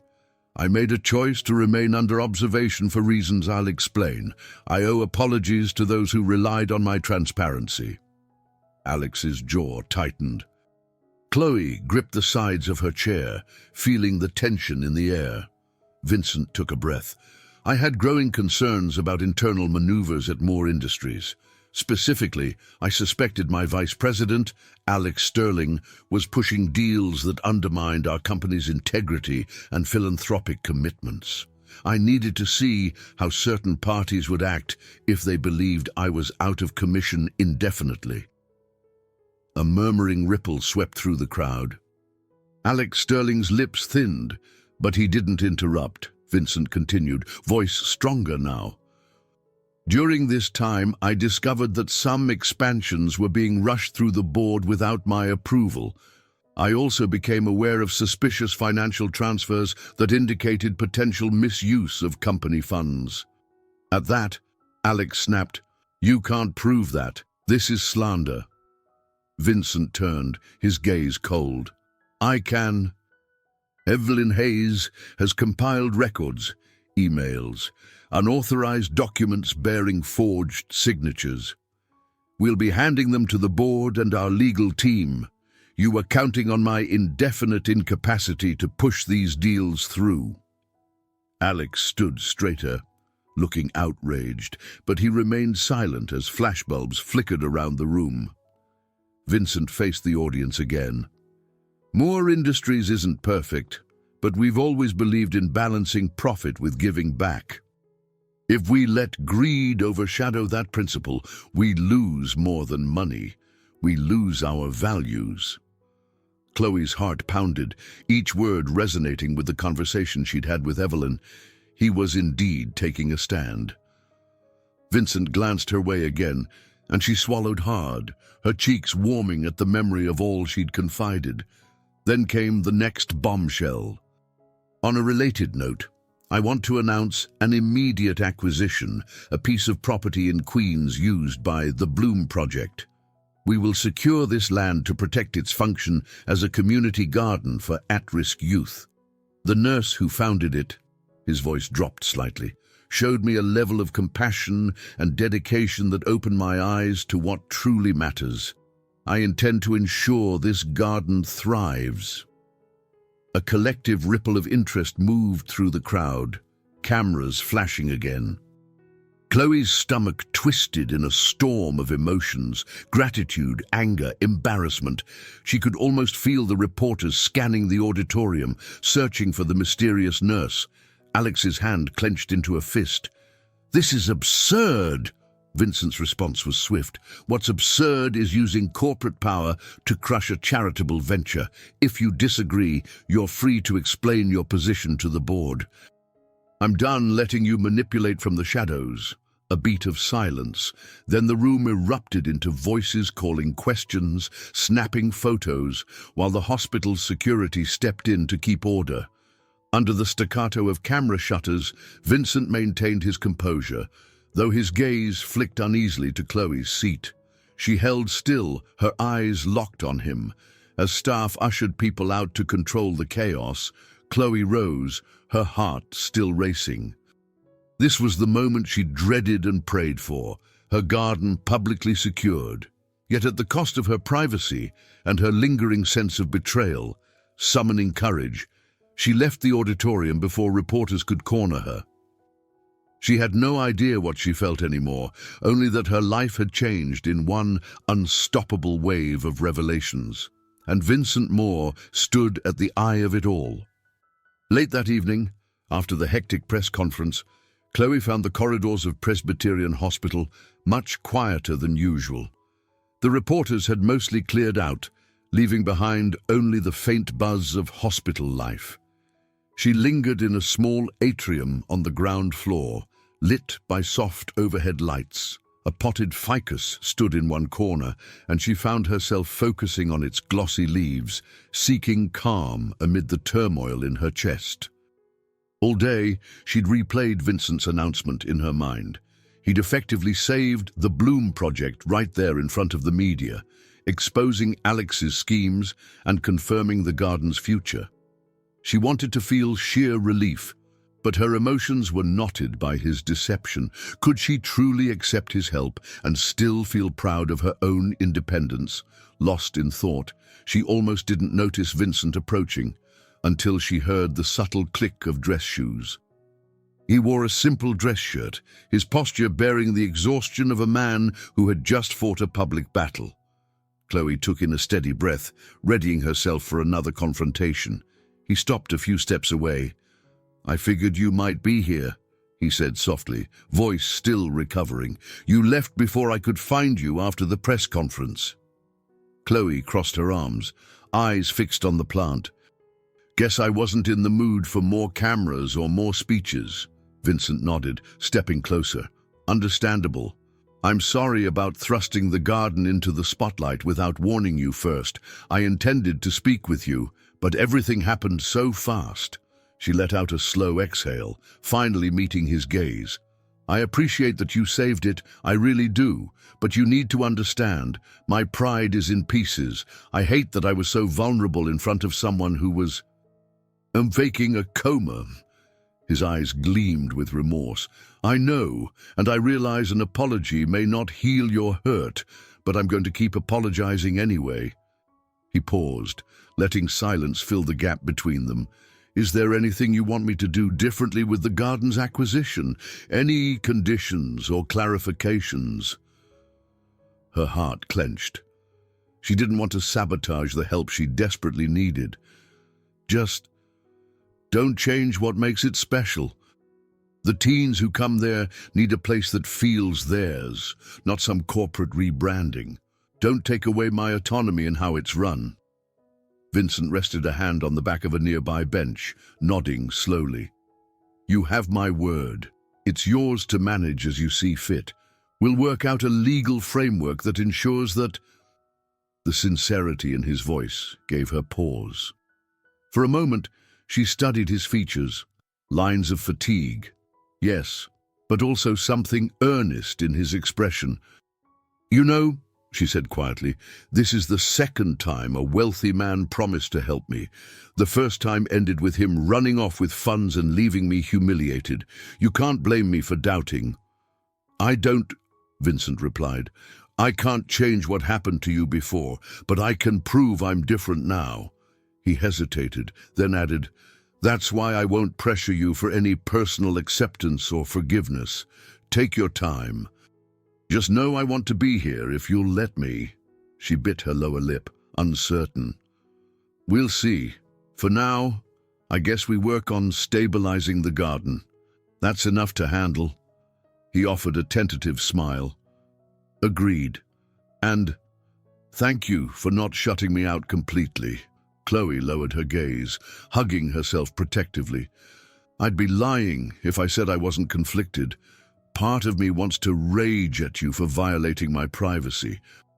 Another part wants to give you a chance because you've done more for my garden in one day than I could in months of scrambling." Vincent gently settled onto the bench. "Both feelings are valid." For a while, neither spoke. The hush of the hospital's night shift enveloped them. Finally, Chloe turned to leave, heart still heavy but faintly hopeful. "We'll talk soon," she managed, stepping away. As she walked back upstairs, she mulled over the new normal, a precarious alliance, a swirl of anger and gratitude, and a slow, cautious stirring in her chest that told her maybe, just maybe, she was no longer alone in her fight. Despite the lingering tension with Vincent, Chloe woke the next morning feeling lighter than she had in weeks. The glaring threat of losing the Bloom project had vanished overnight, replaced by a cautious sense of stability. Henderson, upon hearing the confirmation that Moore Industries was officially purchasing the land, sent a curt text accepting the deal. No more frantic calls, no more looming eviction. The garden was safe. She arrived at the hospital with a subdued smile. Sarah, catching the shift in Chloe's demeanor, gave her a knowing grin. "So, the garden's future is set?" Chloe nodded. "Seems so. Henderson got his money, and we keep our space. There's some paperwork, but it's basically done." She paused, a faint blush creeping to her cheeks. Vincent really came through. Sarah didn't miss the hesitation in her voice. "But you're still upset about his methods." "Yeah," Chloe admitted. "It's complicated. I respect him for following through, but I'm not sure how I feel about, well, him." They parted ways when Chloe got paged to a patient's room. The day flew by with typical hospital chaos, CV changes, chart updates, comforting anxious families. Through it all, she found her mood slightly brighter, an underlying sense of relief buoying her steps. In the early afternoon, a message from Evelyn popped up. "We're drafting official documents for the garden. Would love your input. Can you join us at 5 p.m. in the hospital cafe?" Chloe replied with a simple, "Sure." By 5 o'clock, she made her way to the small cafe on the second floor. She found Vincent seated at a quiet table by the window, Evelyn on his right, a neat stack of papers between them. Outside, the Manhattan skyline glowed under the late afternoon sun. Vincent stood politely when Chloe approached. "Thanks for coming," he said, motioning for her to sit. Evelyn slid a document across the table. "It's a preliminary agreement. We purchased the land from Henderson, but management and all operational decisions remain with you and your volunteer team. Moore Industries will fund expansions if you'd like. New raised beds, a tool shed, maybe a small greenhouse." Chloe's eyes widened. A greenhouse. She'd dreamed of that for years. A way to keep the garden alive year-round and offer new programs for the teenagers. "That's incredible." Vincent offered a hesitant smile. "We want to see it flourish, whatever that looks like to you." As Chloe skimmed the pages, she noted clauses ensuring her autonomy, outlining that Moore Industries wouldn't brand the garden with giant corporate logos or control its day-to-day activities. It felt almost too good to be true, stirring both excitement and a cautious pang of distrust. When she glanced up, Vincent's gaze was steady, as if waiting for her reaction. "It's generous," she finally said, "and thorough. I appreciate it." Evelyn's phone buzzed. She glanced at it, frowned slightly, then rose. "Sorry, urgent call. I'll let you two finalize details." She excused herself, leaving Chloe and Vincent alone. A moment of silence fell. Chloe tapped the pen restlessly. "I want to be honest. This is everything I hoped for the garden, but I'm still not over how you deceived me. I need you to know that signing papers doesn't automatically fix what happened." Vincent nodded, voice quiet.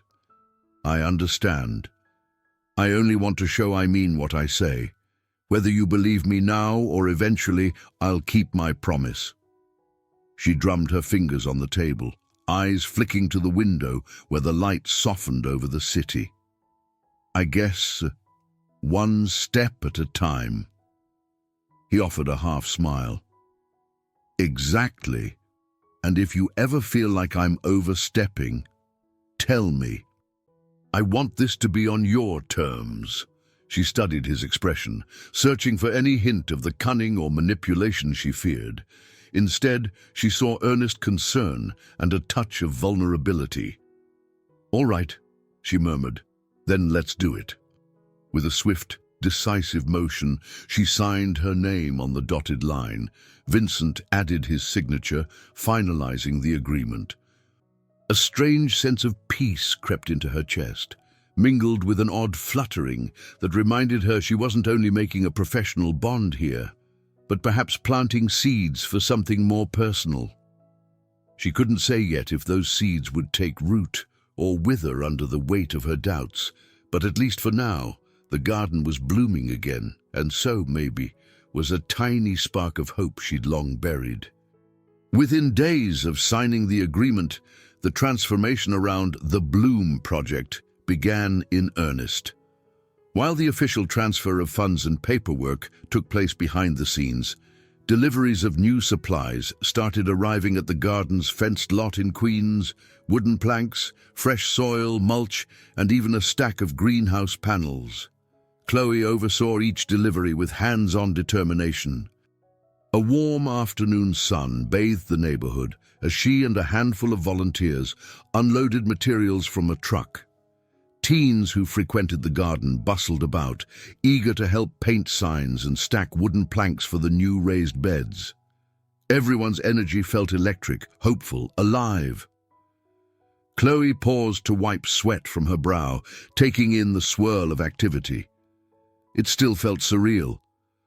Only a short while ago, she'd imagined bulldozers rolling over this space. Now, with the backing of Moore Industries, they were expanding instead of shrinking. She noticed Sarah laughing with a group of teens as they tested out paint colors on a scrapboard. A sleek black sedan pulled up to the curb, drawing curious glances. Chloe's pulse quickened when she saw Vincent Moore step out, wearing casual clothes for once, dark jeans and a simple button-down shirt. He surveyed the vibrant scene, seeming both slightly self-conscious and genuinely pleased. "Hey," he greeted, approaching Chloe with a small smile. "I thought I'd see how things are going. Evelyn told me supplies arrived today." Chloe tucked a stray hair behind her ear. "They did. We're making progress. Come on, I'll show you the new layout."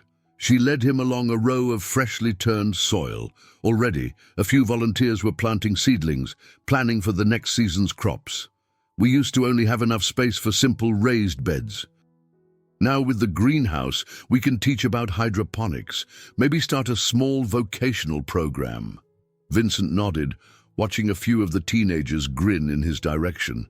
"It's impressive. They look so happy."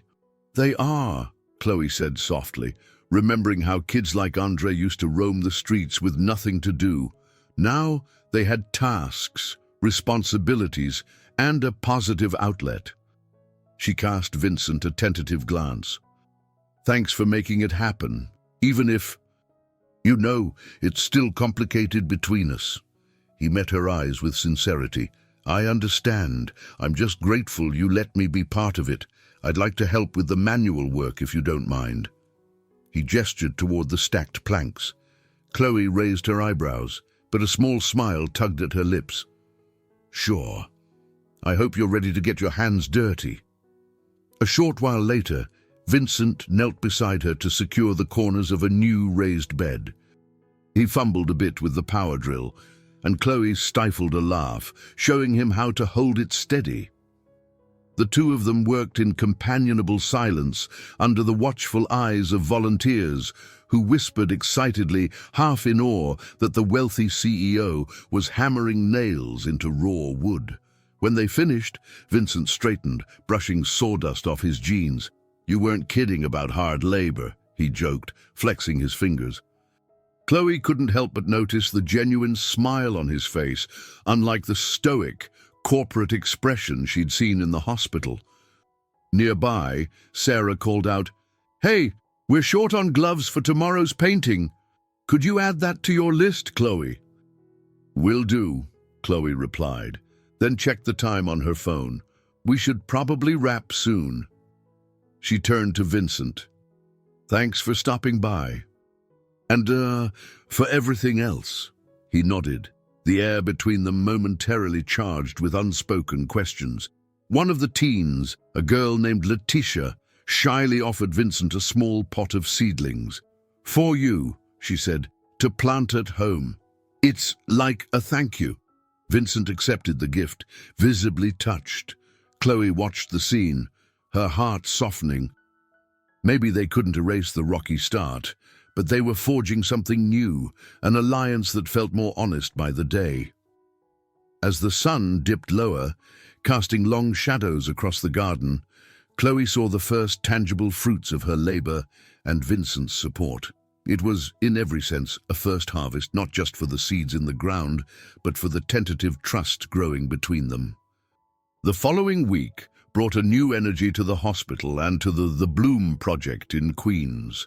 Chloe balanced her nursing shifts with overseeing the garden's improvements, juggling piles of paperwork and phone calls regarding the now official acquisition by Moore Industries. Although her conversations with Vincent remained somewhat guarded, she found it easier to be around him. He kept his promises. No corporate logos plastered around, no heavy-handed demands, just quiet support. Late one afternoon, as a gentle breeze cooled the hospital courtyard, Chloe noticed Vincent waiting by a cluster of flowering shrubs. He seemed different outside the tense confines of the VIP suite, less guarded, more present. His gaze caught hers, and she walked over with a small, polite nod. "I was hoping to see you," Vincent said, offering a tentative smile. "I just finished talking with Evelyn about scheduling a dedication event at the garden, something to officially mark its expansion." Chloe brushed a strand of hair behind her ear. "A dedication event? Sounds formal. We usually just have neighborhood barbecues and paint days." She hesitated. "But maybe this is something the community would appreciate. It'd show them we're serious about growing together." Vincent nodded, his posture relaxing. "That's the goal. We could invite the local press too, but only if you're comfortable. Maybe seeing a positive story come out of Moore Industries will help overshadow the drama Alex caused." Her stomach tensed slightly at the mention of the press, but she also recognized how beneficial publicity could be, especially if it inspired more volunteers or funding for youth programs. "We can discuss it," she said. "I want the focus on the kids, not on you or me." A faint grin touched his lips. "Understood." He shifted his weight, glancing at the blooms around them. "While I have you here, how are you holding up? Things have changed so fast. I know it can't be easy." She studied his expression. Genuine concern glimmered in his eyes, nothing like the calculating gaze she used to imagine. "It's been a whirlwind," she admitted, "but the garden's thriving again. The kids are excited." "I'm grateful for that." A short silence followed, broken only by the distant sound of footsteps. Then Chloe inhaled, deciding to share a bit more. "I still have days when I feel conflicted about everything that happened in that hospital room. But I'm slowly realizing you were in a tough spot too. Part of me can't believe I'm saying this, but I see you trying." Vincent let out a breath he seemed to be holding. "I am trying," he confirmed softly. "And if there's anything else I can do, just tell me." Before Chloe could respond, a clatter of metal echoed across the courtyard as a staff member wheeled a cart of supplies around the corner. The moment was interrupted, but some tender understanding now hovered between them. Chloe gave a slight, grateful nod, then excused herself for her next shift, a flicker of warmth in her chest replacing old anger. That evening, as she left the hospital, her phone buzzed. It was Sarah, excitedly reporting that a group of local high school students had decided to volunteer at the garden over weekends. They'd heard about the Bloom project from their guidance counselors, who cited it as a model program for youth empowerment. Laughing at Sarah's enthusiasm, Chloe walked to the subway with renewed optimism. Perhaps Vincent wasn't the only one growing into new territory. She, too, was learning to open up more, cautiously letting go of past wounds.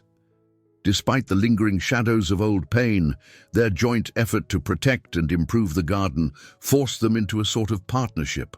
Each day, the arrangement felt less like a business transaction and more like a shared mission. And though Chloe's heart was far from fully healed, it started beating with a stronger rhythm, one that believed, at least a little, in the possibility of trusting someone again. Far above, The summer sky stretched into soft twilight as she descended the subway steps.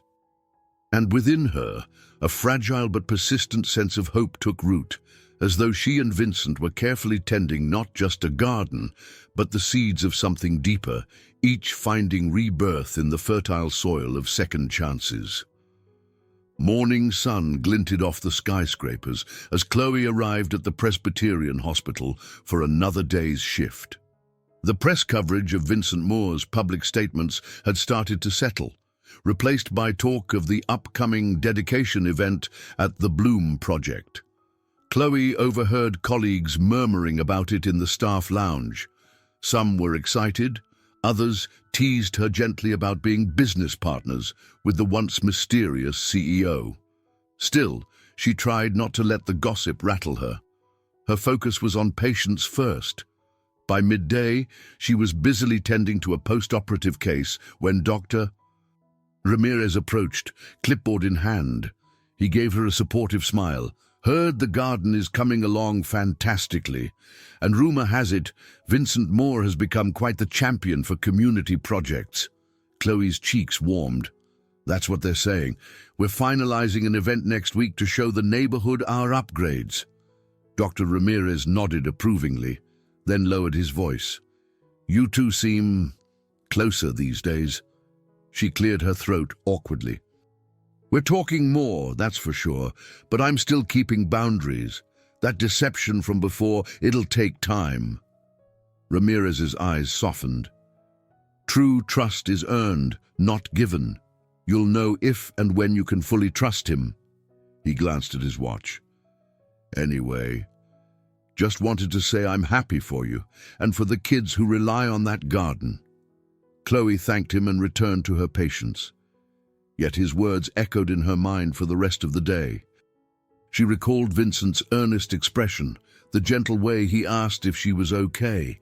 Step by step, he was inching into her life, not just as a benefactor, but as a person she might be able to respect, and, if she was honest, someone who stirred feelings she wasn't ready to label.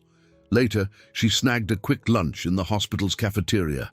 Sarah plopped down beside her. "I caught wind that Moore Industries is reorganizing some of its charitable outreach programs. Evelyn's at the helm, and apparently your project is the pilot for a new model of community partnership." Chloe sipped her water, a knot of pride and apprehension forming in her stomach. "It's an honor," she admitted, "but I don't want it to become some PR stunt." Sarah shrugged. "From what I see, Vincent's not bragging about it. He's making real changes. Besides, you deserve the support. You've poured your heart into that garden." Chloe set down her cup. "Yes, but now people at work treat me differently, like I'm either lucky or cunning for being affiliated with a millionaire CEO. I hate that kind of talk." Sarah leaned closer, voice gentle. "You can't control people's gossip. You just do what you do best. Care for patients, nurture your garden, and let them see your honest intentions. The rest will fade." Taking a deep breath, Chloe forced a smile. "Thanks. You're right. It's just new territory." After lunch, the hours blurred by in a rush of patient charts and medication rounds. By the time she could break free, the sun was dipping toward late afternoon. She stepped into an elevator, intending to grab her bag from the staff room, when Vincent slipped inside right before the doors closed. He wore a crisp shirt, jacket slung over one arm. "Hey," he greeted quietly. "I was just on my way out. Didn't mean to ambush you." She forced a light tone. "No ambush, just good timing." The elevator hummed upward, the enclosed space suddenly thick with unspoken tension. "Long day?" she asked, filling the silence. "Meetings with the legal team, plus board members who are furious about Alex's downfall," Vincent admitted. "But it's necessary and I'm getting through it." He studied her face. "How about you? You look tired." She managed a faint laugh. "Welcome to nursing." "I'm fine, though." The elevator chimed, doors sliding open. They both stepped into the corridor, footsteps echoing. Vincent hesitated as if searching for words, then ventured softly, "There's a charity gala next month that I'm supposed to attend. Something Moore Industries sponsors. I was wondering if you'd like to join me as my guest." Chloe's eyes widened.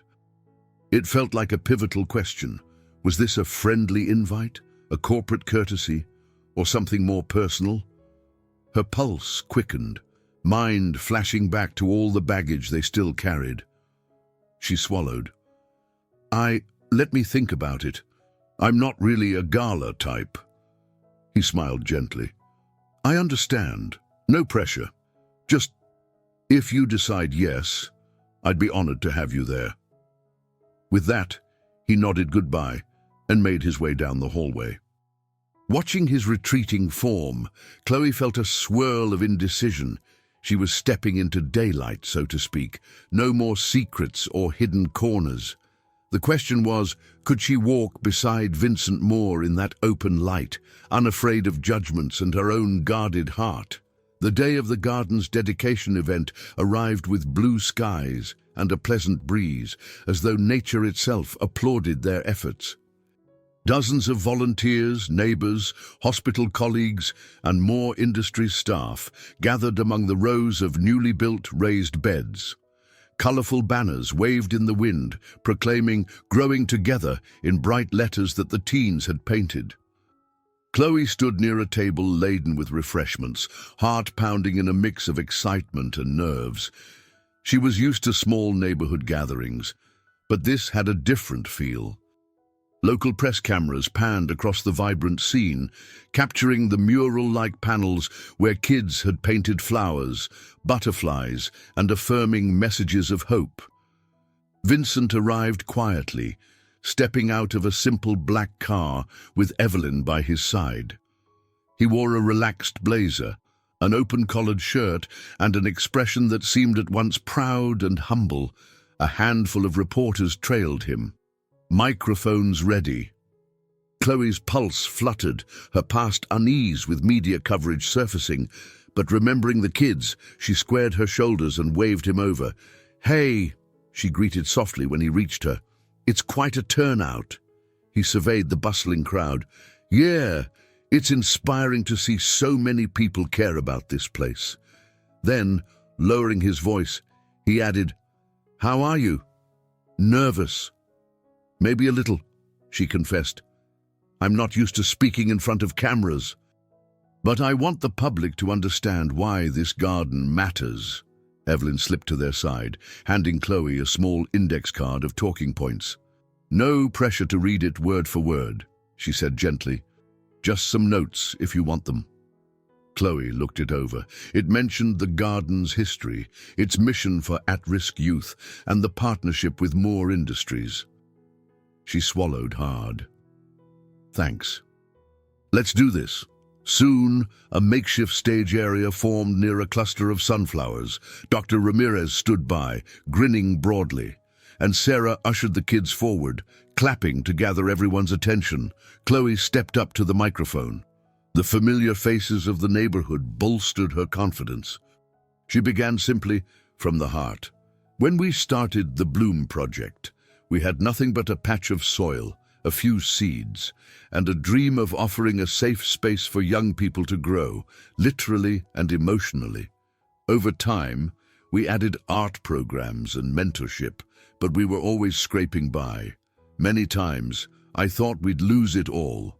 Her voice caught slightly. She saw Vincent watching from the side, his expression encouraging. "But we hung on," she continued.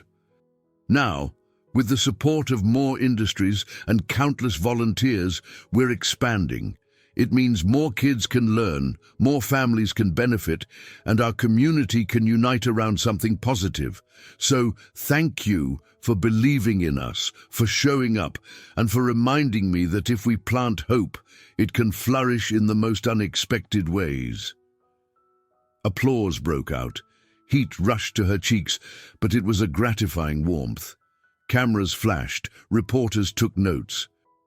Then Vincent stepped forward, offering a few remarks about community engagement and Moore Industries' commitment to philanthropy.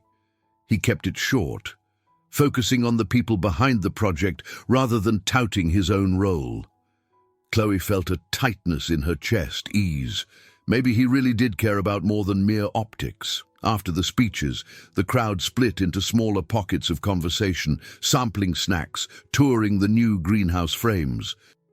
Chloe found herself drawn into enthusiastic chats with local parents. Every so often, her gaze snagged on Vincent, who spoke with one of the teenagers about planting techniques. He crouched down, demonstrating how to gently handle seedlings, an image so far removed from the distant CEO persona. As the day wound down, a teenage girl asked if she could take a photo with both Chloe and Vincent.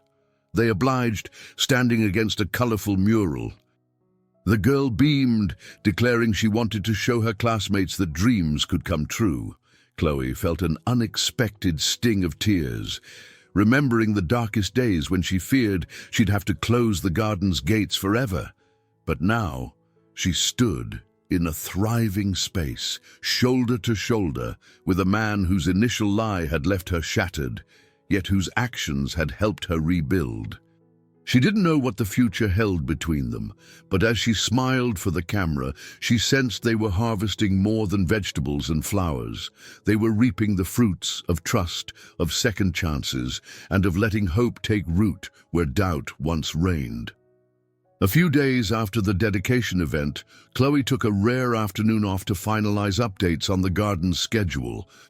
New volunteer programs needed coordination. High school clubs wanted to book visits.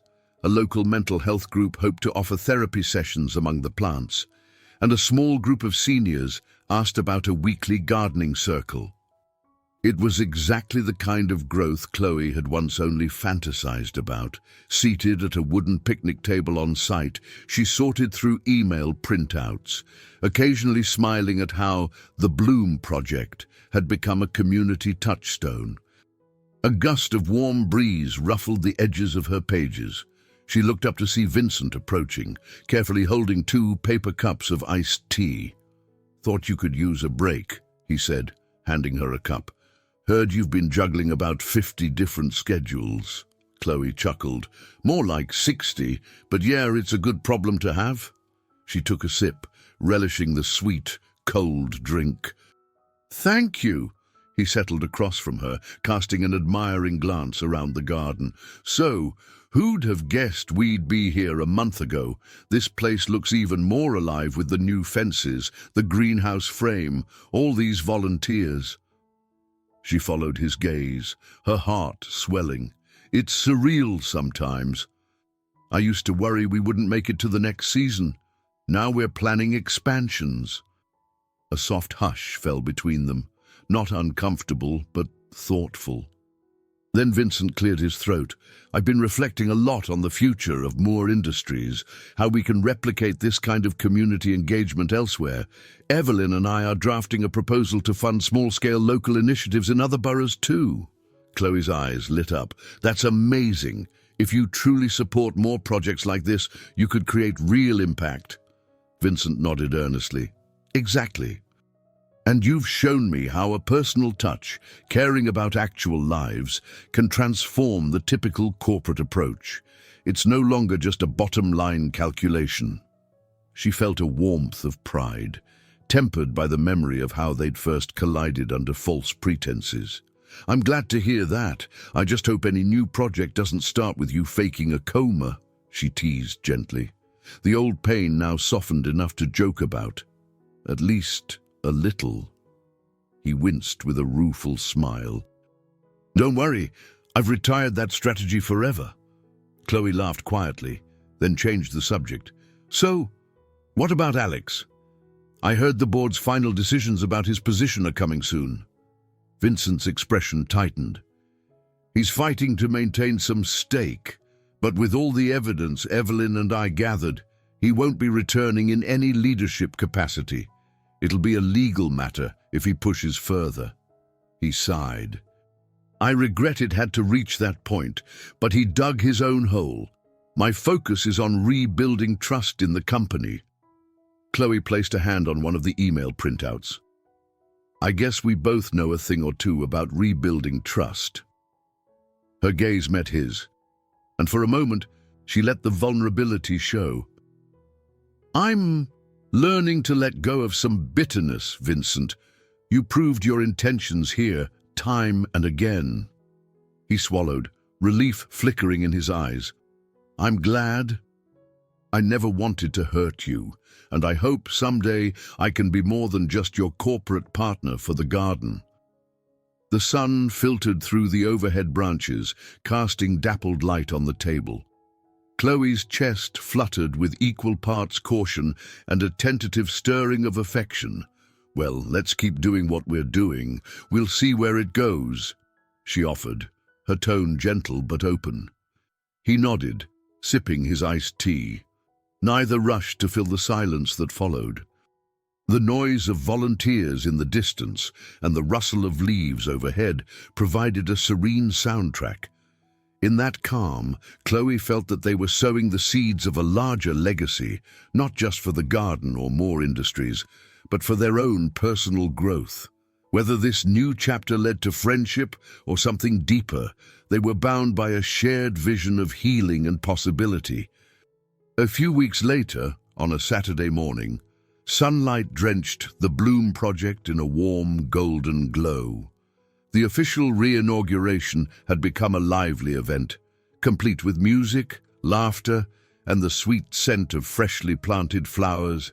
Children ran along the newly painted mural wall, squealing with delight as they pointed out their own handprints. Parents, volunteers, and local supporters meandered among the rows of greens and herbs, marveling at how vibrant everything looked. Chloe stood near the greenhouse entrance, beaming at the transformation. Thanks to Vincent's steady backing, the structure was complete, glass panels shining in the sun, seedlings thriving inside on neat wooden tables. Nearby, Dr. Ramirez and Sarah chatted with some of the teens, sharing stories of how the garden originally took root. The joy in everyone's faces reminded Chloe of why she'd fought so hard to keep this place alive. Suddenly, she felt a presence beside her. Vincent stepped up, casual in khakis and a light polo, a far cry from his power suits.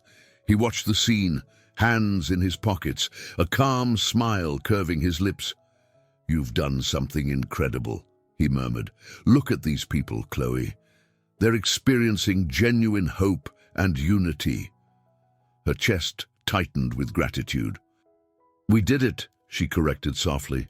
"I might never have gotten this far without you." Vincent turned to meet her gaze. In the bright daylight, his eyes reflected not just satisfaction, but a quiet admiration for her. "I only gave you the resources. You're the one who nurtured it into what it is." Before she could respond, a small group of teenagers approached, hugging Chloe and thanking Vincent. One of them, Andre, who once confided he had no safe space to call his own, gestured around the garden. "Miss Chloe, Mr. Moore, you guys rock. I can't wait to show my younger cousins they can learn to grow stuff here too." Chloe smiled, her heart full. The teens hurried off to join a painting activity near the mural. Turning back to Vincent, she found him watching her, eyes brimming with a warmth she'd rarely seen. Her breath caught. He cleared his throat. "I've been thinking about the future, both mine and Moore Industries. Maybe this is a template for more places, but it also feels personal, like a second chance at, well, a lot of things." Chloe's pulse fluttered. She knew exactly what he meant. Second chances not only for battered trust, but for opening oneself to the risk of caring deeply. "Me too," she admitted, voice quiet. "I still have scars, though." "I can't pretend I'm ready to jump headfirst into something," Vincent nodded understandingly. "Scars take time to fade. I respect that. Let's keep building this connection at a pace that makes sense for both of us." Her eyes softened. "Yeah, that sounds right." They lapsed into a comfortable silence, watching a group of seniors carefully potting flowers in clay containers. The sun glinted off the greenhouse glass, and a light breeze carried the scent of rosemary and basil. In many ways, Chloe realized, the garden was a metaphor for what had transpired between her and Vincent. The seeds of suspicion and doubt had been planted, yet nurtured by honesty and effort, a new crop of trust was taking root. Dr. Ramirez called out, "Hey, we need our fearless leader for a photo." Several volunteers beckoned Chloe and Vincent to join them by the flower beds. She laughed, linking arms with Sarah as they gathered for the shot.